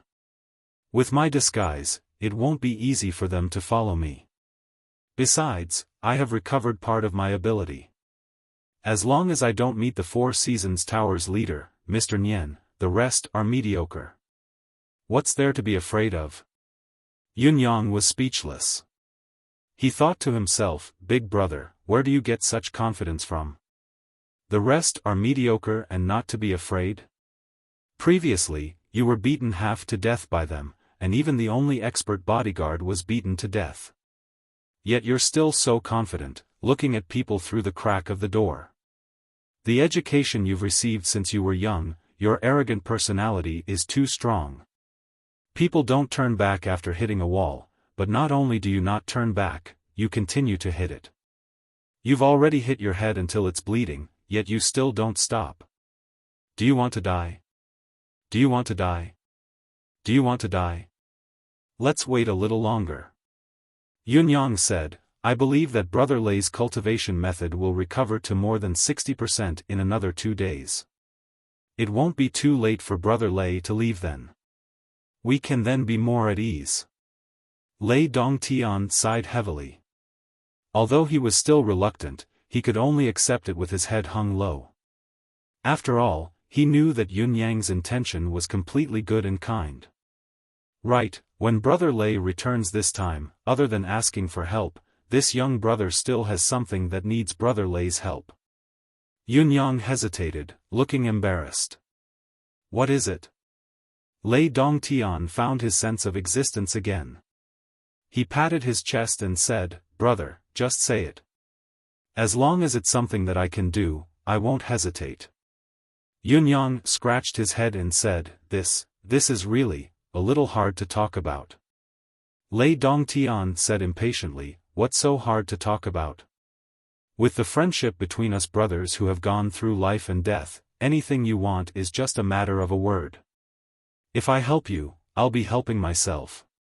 Just say it. Lei Dongtian's words were spoken from the bottom of his heart. He had already locked on Yunyang as one of the cauldrons of the 7 emotions praxis.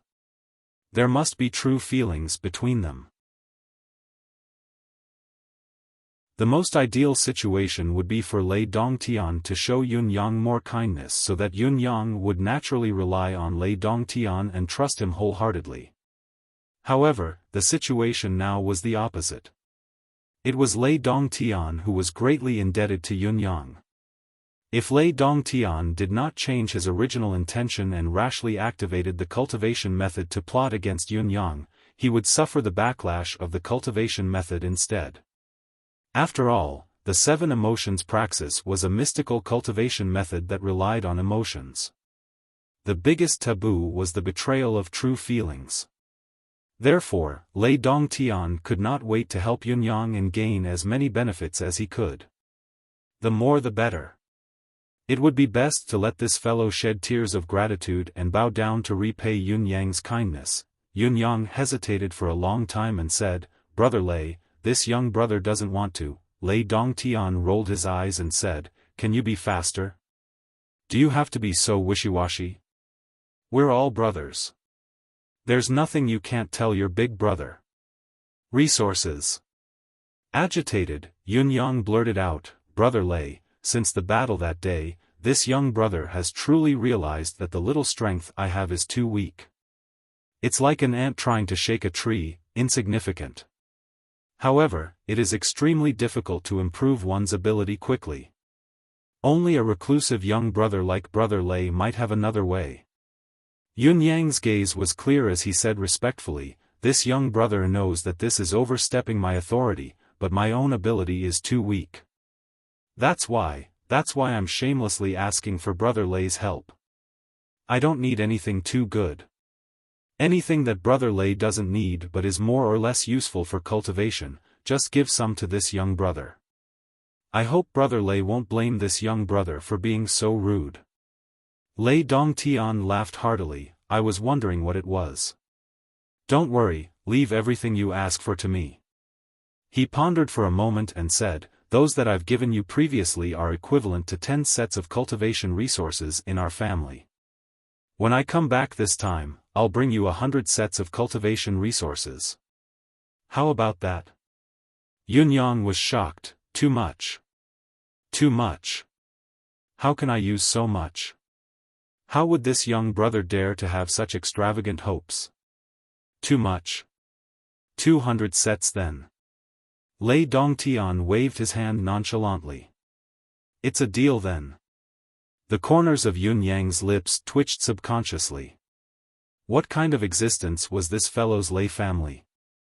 Look at how generous this fellow is. Also, this fellow's brain seems to be exceptionally strange. He said 100 sets and I said it was too much, then he turned around and gave me 200 sets. What is he thinking? As the brains of the 9 Supremes, I can't even figure out how the Supreme Thinker came to be. Of course, Yun Yang did not know that Lei Dongtian was using this opportunity to settle the karmic ties he owed. The more he gave, the faster the karmic ties would disappear. Otherwise, Lei Dongtian was not an idiot. Cultivation resources were not things that would fall from the sky. How could he simply increase the price? Right, other than cultivation resources, you don't want anything else? Lei Dongtian asked, how about 200 sets of high-level medicine? Yun Yang said hesitantly, how can I accept this? It's decided then, I'll call the shots. Lei Dongtian waved his hand, his aura soaring to the heavens. On the other side, Bai Yixue looked at the snow outside the window expressionlessly. He was so pretentious that he was afraid that he would burst out laughing if he could not control himself. This young Master Lei. I wonder when he will understand the truth after being tricked. I've been tricked, but I'm a family with young Master now. No matter what, I'll still benefit in the end. This fellow, on the other hand, is obviously going to be tricked until he dies. Rest well, Brother Lei. If there's anything you need, just ask, don't be shy with me. Yun Yang left behind a big bag of fruits that were rarely seen in winter. These were, of course, the rations prepared for Gigi, but Yun Yang had bought 2 portions. The corners of Bai Yixue's lips twitched as he turned to see Lei Dongtian chewing happily with his mouth full of juices. This fellow must not know that his treatment was actually the same as his young master's bird. Perhaps, in my young master's heart, this fellow's position was really not as high as the bird named Gigi. Yun Yang was in a good mood. He had coveted Lei Dongtian's resources for a long time. They were all high-level goods that could not be found in this Tianxian continent. Since this fellow had agreed, he would definitely bring back a lot of good stuff the next time he came back. In this way, Yun Yang's demand for resources could be satisfied and there would even be a surplus. Yun Yang was rather satisfied. Lei Dongtian's resources were still far from being squeezed dry. The extraction was not complete, he had to work harder. You're tuning into the Xiaofan's Wuxia Tales YouTube channel. Don't forget to subscribe and join us on this journey to catch the most captivating stories.